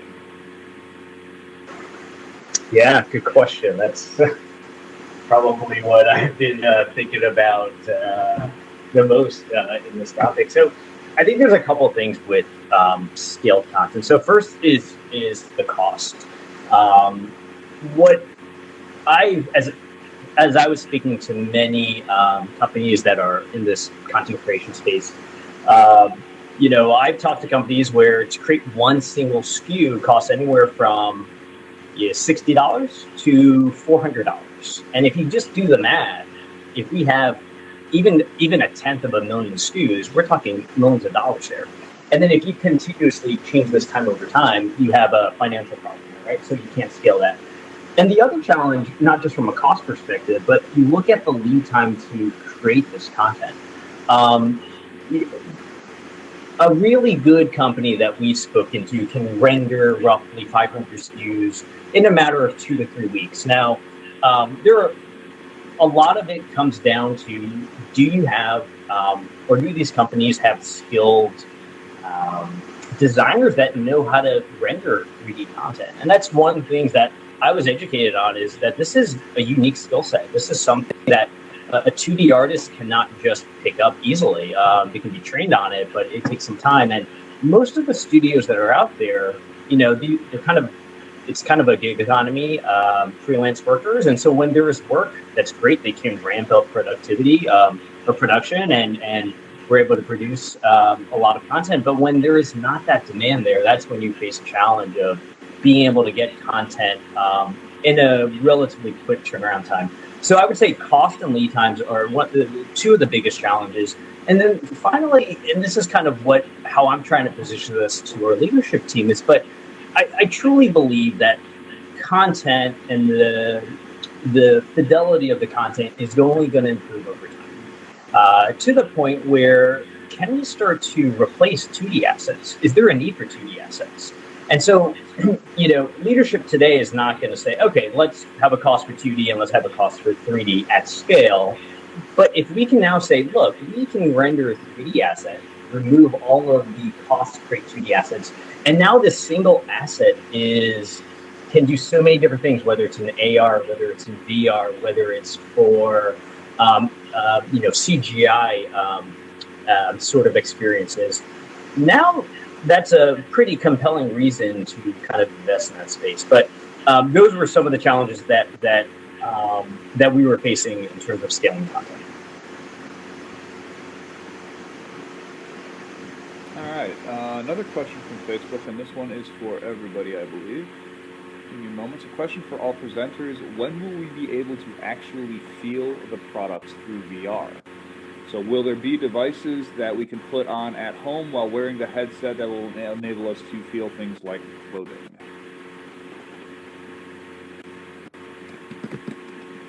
I'm going to throw that one to Tracey first, actually. Yeah, I mean, my perspective is, if you're following the haptics space, there is a lot going on. I mean, there's a lot of different approaches and techniques being taken there. My sense is, long term, the only way to get to that is when you start to marry VR with brain-computer interfaces or neural interfaces, so that you can almost send inputs into those neurons to make that connection. Otherwise, I think it's just going to be very difficult. You may get 50, 60% of the way there with some of the haptic devices now, but you're never going to be, it's going to be the kind of the uncanny valley at some point where it's just, you're not quite there to really grasp it, And I think if we get to the point where we're at those BCIs and those neural interfaces, now there's a lot of other things that are available to us to, to trick out or fake out or immerse yourself in. And, so I think it's a while before we get to that point without just nibbling on the edges. All right. I was going to say, that's just to add to that really quickly, because again, I've been playing with the tech and I've been watching, there have been a number of conferences in the last couple of weeks, between Microsoft Developers Conference and AWE and VRAR Global, all talking about some of the tech that's coming out and some of the stuff that's on the edge. And honestly, I'll be honest, the one thing I was really hoping to see a lot more of that I didn't really see was haptics. The last year when all the conferences kind of started taking place, there definitely was a lot of activity around haptics. There were, a couple of suits that had come out. There were a couple of sets of gloves that had come out. And haptics was, they were featured quite prominently at CES actually this past year as well. So I'm really, haptics, I'll be honest, is one of the things that I'm actually most excited about. I think it's going to be really cool, but to sort of agree with Tracey, it's like, yeah, haptics will get you there to a certain degree, but they're never going to get us to the point where it's like, what does one piece of clothing feel like versus another? I don't think we're going to get that with haptics. And honestly, I don't know if we really want to. I think to a certain degree, let's face it, we're all in a virtual space right now. This is a 3D space, and we're all talking about, haptics. I'm seeing the comments on Facebook come through haptics. So haptics are effectively actual physical feedback to interacting with virtual stuff, with digital information. So for example, when Tracey walks over to that microphone and actually picks up the microphone, he can, the controller, his VR controller might vibrate a little bit in his hand, so it actually sort of feels like something is there. Or when you're playing a game, if you reach out and touch a wall, there's just a little bit of vibration or force feedback that will actually, make your hand sort of feel like something's there, much in the same way that a digital image will trick your eyes out into the fact that you are in, a physical space. So anyway, haptics are really cool, and it's a neat tech, but like I said, I don't really know if we ever actually want it to get to the point where it completely fakes us out. Matt, one thing to add to that, I think what I've seen in the evolution of AR and VR, we do these every month, and we have different industries that we talk about every time, right? And I think one thing that we've seen is the growth of AR and VR is different by each industry, and the growth depends on the ROI of the use case. So when you think about haptics, does it really matter if we can feel one cloth versus another? Like, what's the ROI on that for sales, for example? How much is a company going to invest in that? What's the benefit to a consumer?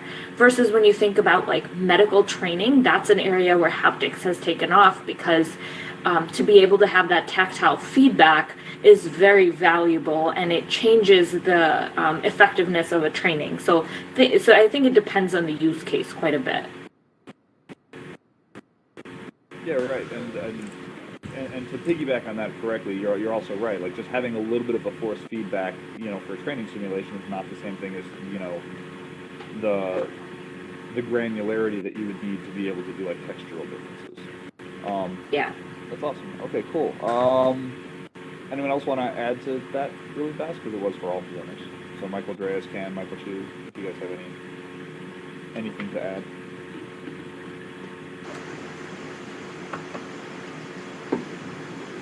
Or not, that's fine. I thought there was another question on Facebook, but actually we have a couple in the room, so I'll jump to those real fast. I'm going to try to go to James. Actually, I'm sorry. No, yeah, it was James. Let's see if I can go to him again. So James Bond fans, are you here? Yeah, that's me. Can you hear me? We can hear you.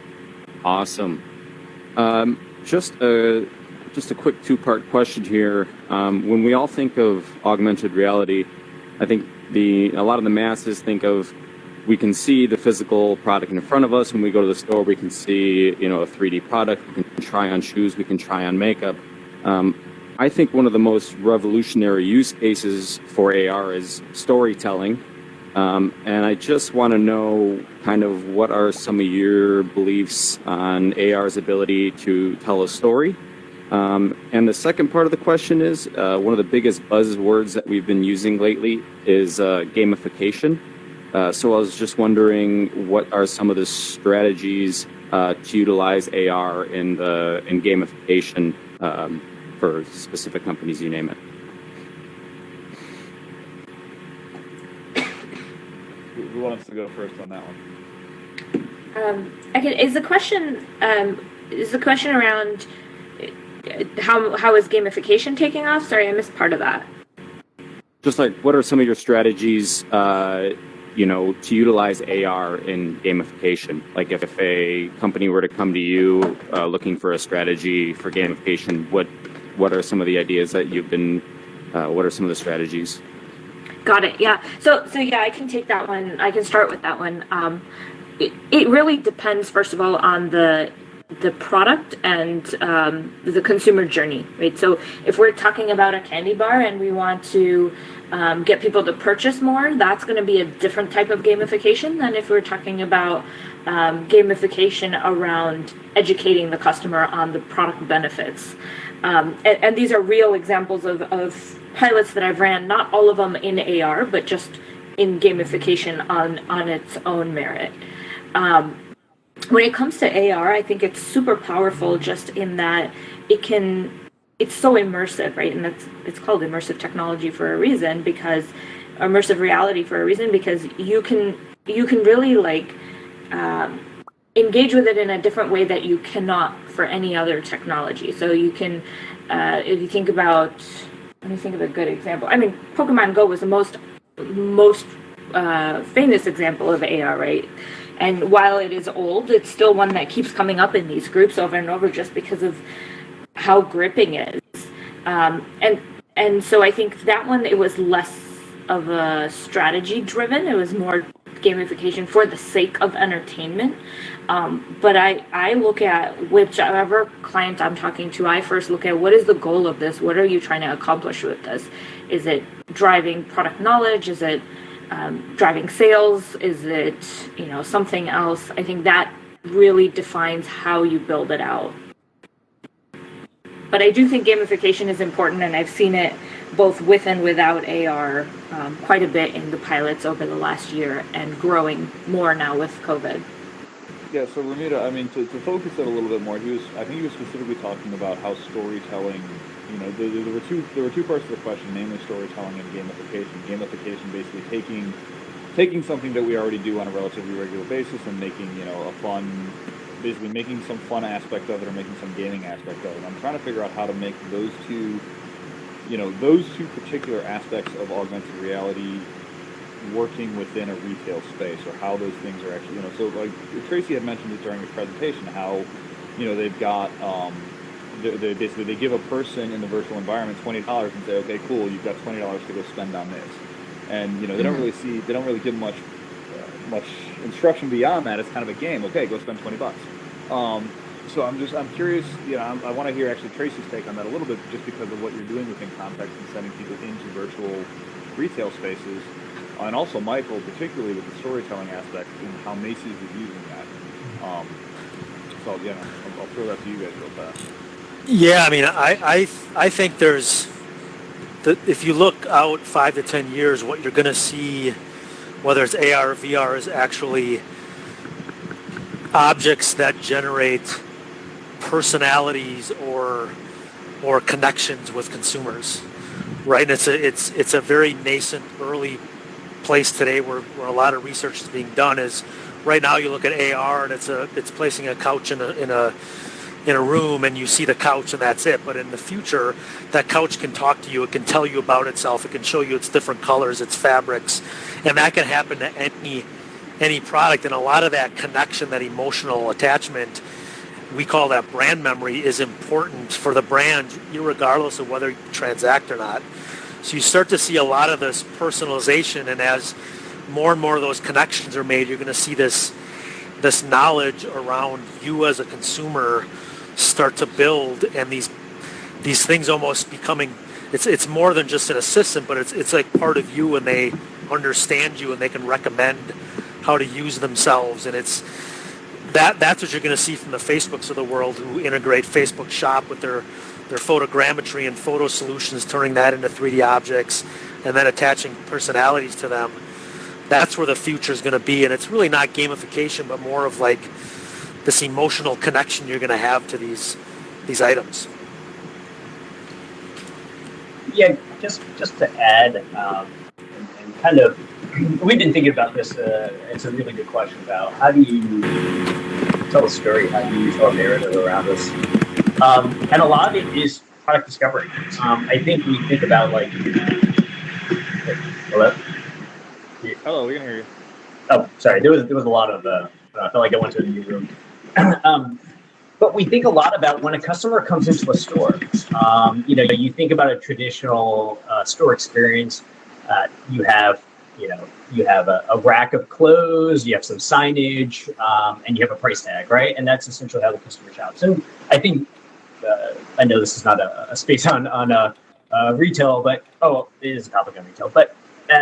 People are coming to stores more for experiences. And so we're starting to think through what can we do from a product discovery standpoint. And when we started thinking about augmented reality, how can you now take the Macy's app, and when you're looking at a brand or you're looking at a product, how's it going to tell me a story? We've thought about, can we get the brand owners or the people who are at the face of these brands and tell you a story about why you should buy this product, or maybe have some, if you hover over a shirt, tell me some customer reviews about that. Tell me some of the pros and cons. Give me more information that I would not be able to get readily easily. And so we started thinking through that from a store perspective, how we can engage the customer with AI. Yeah, I don't think the tech is quite there yet today. It's coming, but I think the intent is like the items help create that unique story, that personalized story for you with whatever you need to know, videos, reviews, all that sort of stuff. And there's some nascent work being done. Again, the technology isn't quite there, but it's going to get there in the future. So I got two more questions, one from the audience and one from Facebook, and then I'm actually going to ask one more myself, and then I think we're going to move back into networking. But first, let me get to Esper TKO. Can you try talking now, please? So I've always been curious about the ability to simulate the emotions. Would you be able to simulate the code to where they could feel the loss and pain of someone dying or the happiness on their birthday?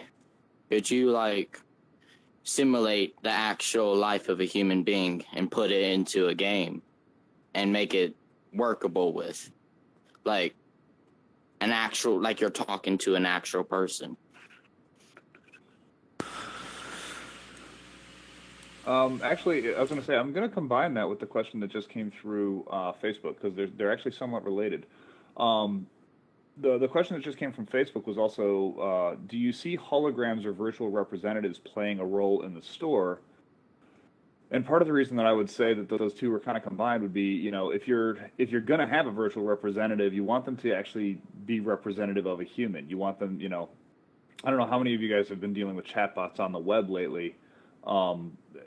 It's kind of obvious when they're well-programmed versus not well-programmed versus, trying to tell if it's actually a real person or not. But, to a certain degree, I think part of that definitely does come into the ability to sort of program, I guess, emotional intelligence, which is definitely, a whole other level of AI. So, I'm going to kind of throw that to everybody really quickly, just because actually it's sort of related to the last question I have as well.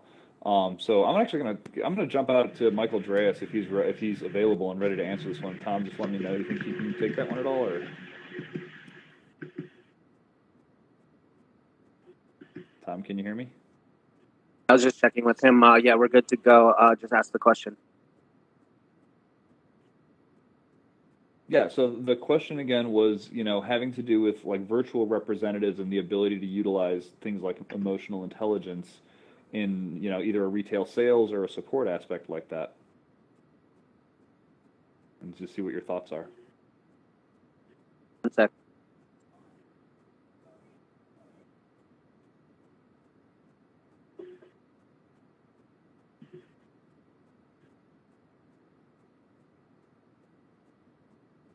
Is he there?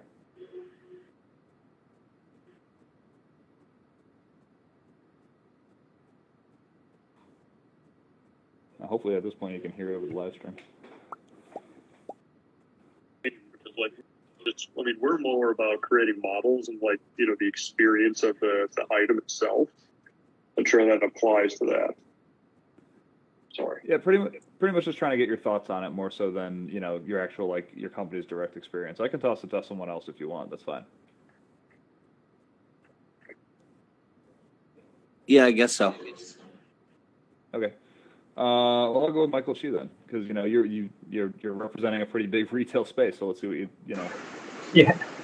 Well, I think it's funny. If the pandemic never happened, I might have a different answer for you. But I think it's very obvious now, with a lot of fear of this pandemic without a vaccine, no one wants to speak to or interact with humans, especially in a store environment. And so, of course, our associates are going through the respective measures to make sure that the store is, store is clean, merchandise is clean. They have all the protective equipment to deal with customers. But the reality is, we're going to get a state where, your example of a hologram or this futuristic virtual person or associate working with you, I think for sure it is more relevant now than ever. Not saying that we're looking into that, but I think in the future, for sure, I think that's something that now, as we reprioritize and re-strategize, if the technology is there, let's look into that. I think in terms of, can you actually get this this virtual or holographic experience to be able to empathize and have emotional intelligence?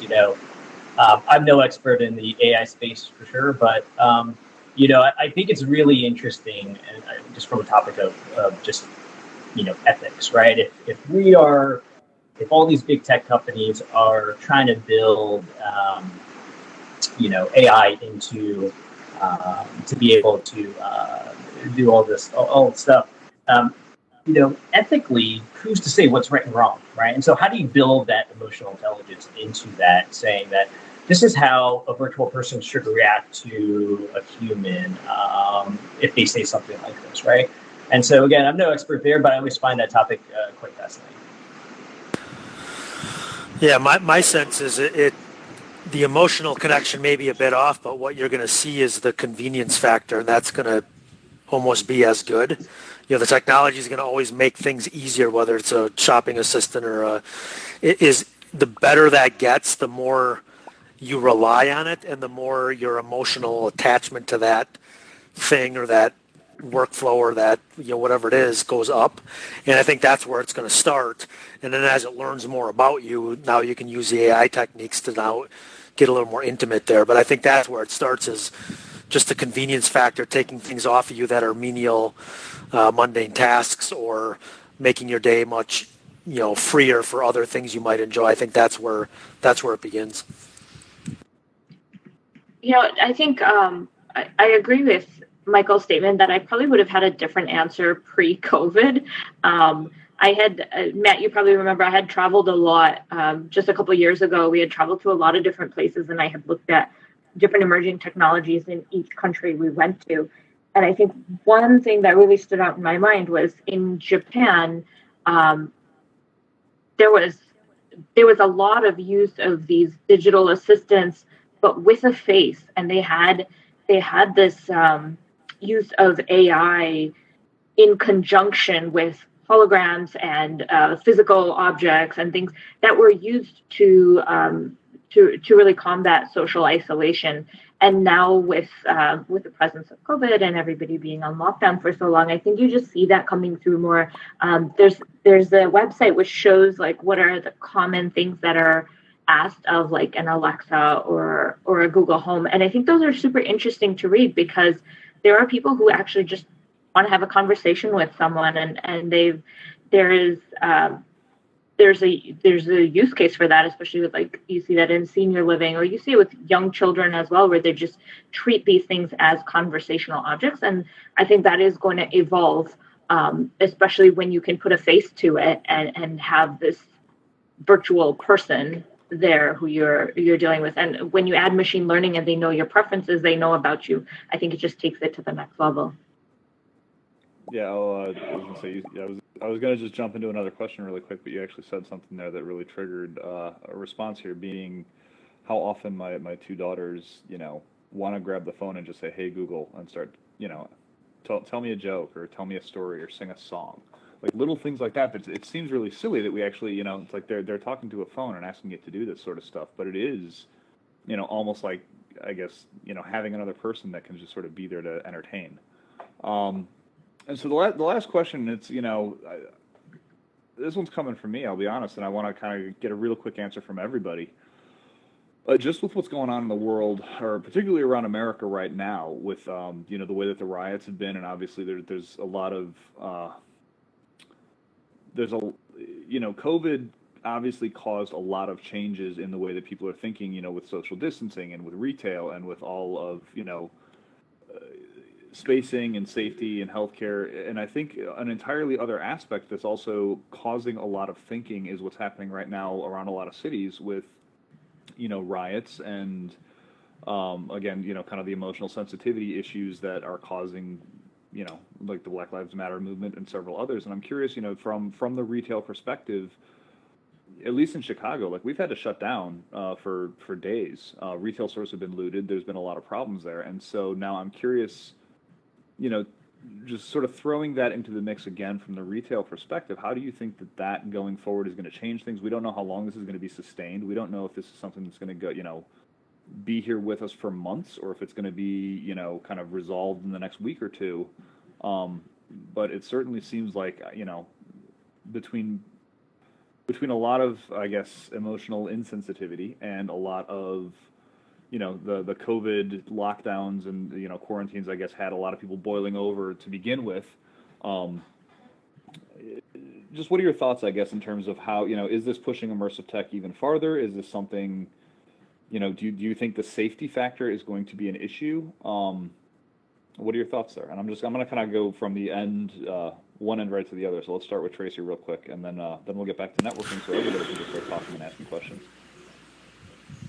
Yeah, I'm not sure about the safety aspect because I think a lot of the riots and things like that may be short-lived. I mean, ideally, we come to some consensus as a nation on how we can heal this. I don't know what that looks like, and I'll leave that there. I think the more pertinent question that I think I can answer is around COVID, and we work with a lot of the who's who in retail, and there's millions and millions of dollars being spent on trying to understand how much of what has happened in COVID is going to be a lasting change.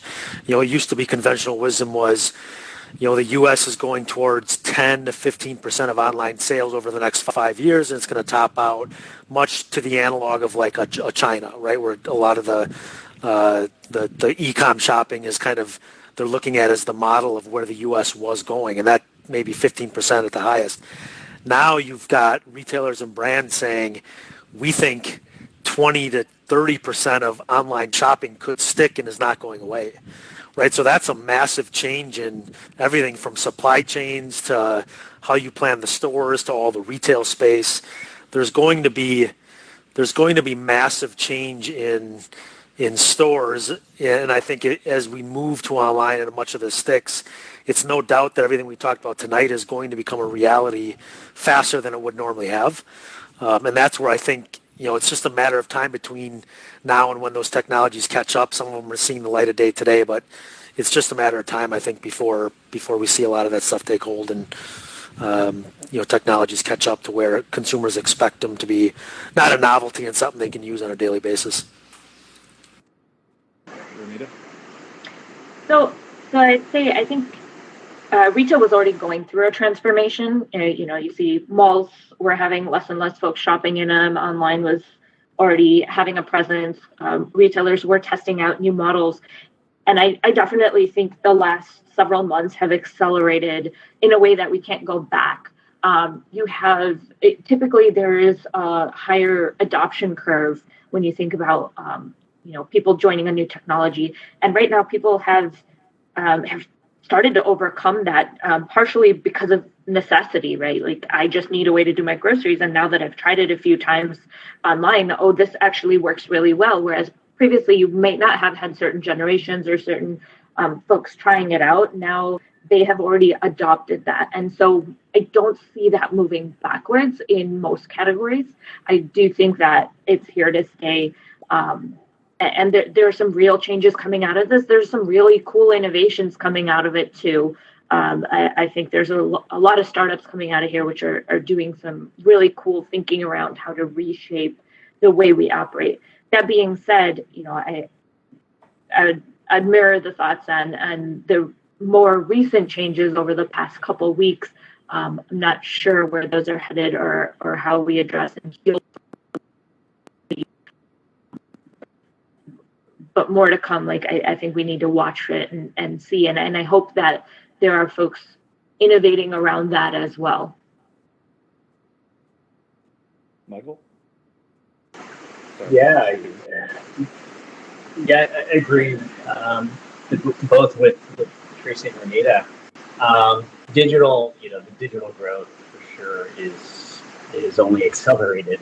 And I think one of the other interesting aspects of this, with the pandemic that's happened, we are getting probably a new customer segment that would never purchase online now in the space. So I think that's interesting and that's accelerated. But where I really think, and tying this back to AR and VR, is I think in order for companies to be profitable, we know that there's very high return rates with any e-commerce purchase. And to be able to fulfill, to be able to process, we need to be able to reduce that return rate. And that's where I really think the top e-com players that can not just have a compelling digital experience, but also provide the customer with really strong purchasing decisions. So again, with AR, can we have this view room technology or 360 product spin so that I can understand all the details of it? And then virtual try-on. We are still a bit a ways of actual virtual fits. And if I look at a pair of jeans, will it fit me? But even just the novel use case of what does this shoe look like on my foot is still meaningful to the consumer. And so I do believe that AR will continue, will be accelerated for sure, the adoption. I think the bigger question is, are customers going to, our customers, how are they going to be made aware, right? I'd say right now, one of the biggest players that does it well is Wayfair. The commercials, even on the website, it's very front and prominent. Are they going to be the leading retailer to make, the technology, make that awareness to the consumer? I think it'll be interesting. All right, and toss it to Michael Dreas if he wants to add to it. I would say, sure, I agree with what the other panelists have said. I think the COVID situation specifically, we're all at home, we're all shopping more. I think that's going to drive, like they've said, there's going to be more shopping and it's going to stick.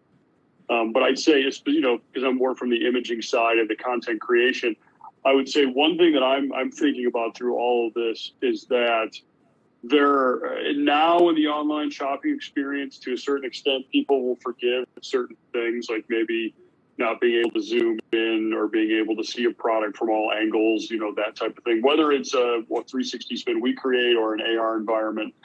But I would say that I think if people are going to shift more and more to this, and it may not be their only option, but their main option, I think they're going to be a little less forgiving on those, like, say, retailers that don't have a high quality experience.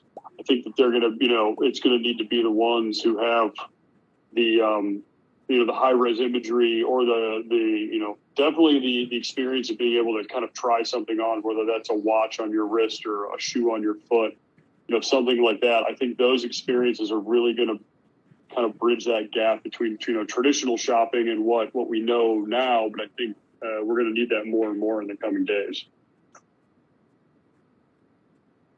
Okay. So with that, thank you. I want to thank the panel. Let you guys know that we're going to open it back up, and basically I'm going to effectively unmute the room and let everybody talk. For those of you who are in, the one suggestion I would have for everybody in the space is if you see Tom over here on the stage, please send a friend request to Tom or myself really quickly, because what we're going to do is once I open the microphones, we'd like to get everybody into one room as opposed to two rooms, because it's kind of funny. We just, if you're not in the room with the people who are shooting up emojis, you just see little emojis fly, but they're kind of flying from open space somewhere. It's pretty funny. But anyway, that said, yeah, please try to friend Tom or myself, and then once you get that friend request across to us, we'll accept it right away. And at that point, if you hit if you go in your menu and you press go to this friend, it'll take you into the same room that we're in. I'm also going to experiment with closing the second room, so everyone should fall into this room. So when Matt is done wrapping up, I'm going to kill the other room, and everyone should come into one room. Go ahead, Matt. All right, cool. So with that said, I do want to, again, thank our presenters. Hope that they'll stick around and do some networking with the audience members as they come in.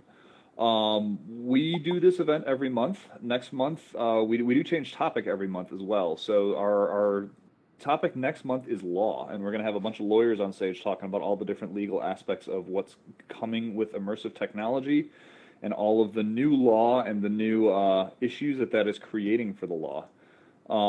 And there are several of those. Let's just put it that way. We went over this. We had this topic last year, and it ended up being one of our more popular topics, which is why we're redoing it again.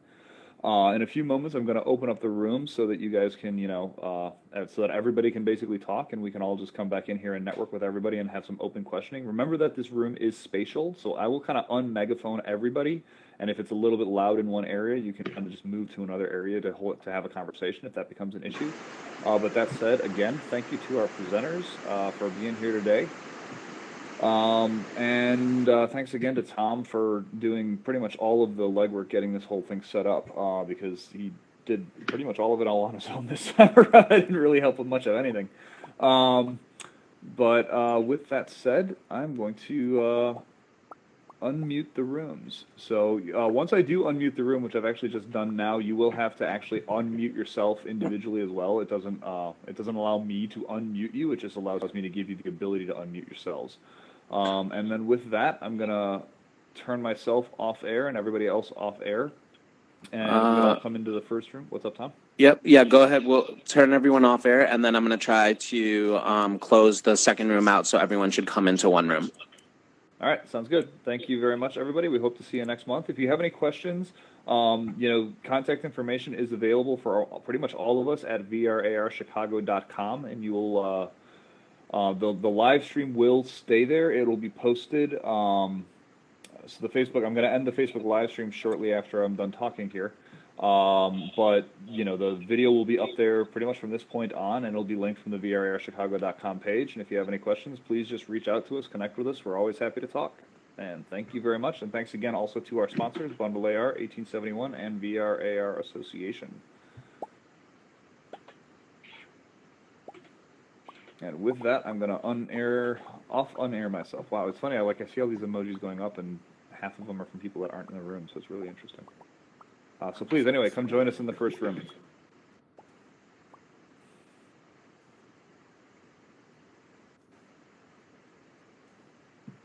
And go ahead, Tom, if you want to fold the second room. It looks like it just made everybody go away. It doesn't look like it actually pushed them into here.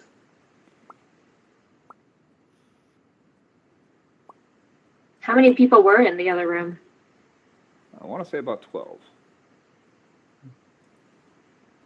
I only see 5 audience. Yeah, I just saw emojis going up from, again, open space, so I don't think the other room closing really closed. We'll find out. My neck is hurting from wearing this heavy Oculus set. Did I say that out loud? My mic's on mute. I heard that. What was that? think Esper said his head was hurting, or his neck was hurting from the headset. We got to go back to the days of the virtuality pods if you really want to talk about that. Those things were horrible. They need to make You guys- sunglasses that are just VR headsets. I can't wait till those come out. I think it's going to be a little bit. I don't think that's going to be coming anytime soon. 300 years later, you see my grave. All right, cool. I'm unmegaphoning myself, and we can all have some. Apparently, I can't unmegaphone myself. That's a little bit new.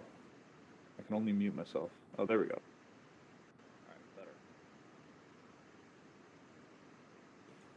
Oh, and once again, thanks everybody up on the live stream. I'm going to be shutting it down now.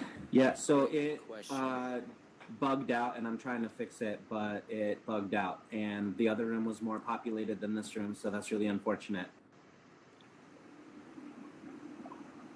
Did that come through at all? Yes, it did. Thanks everybody in Facebook land.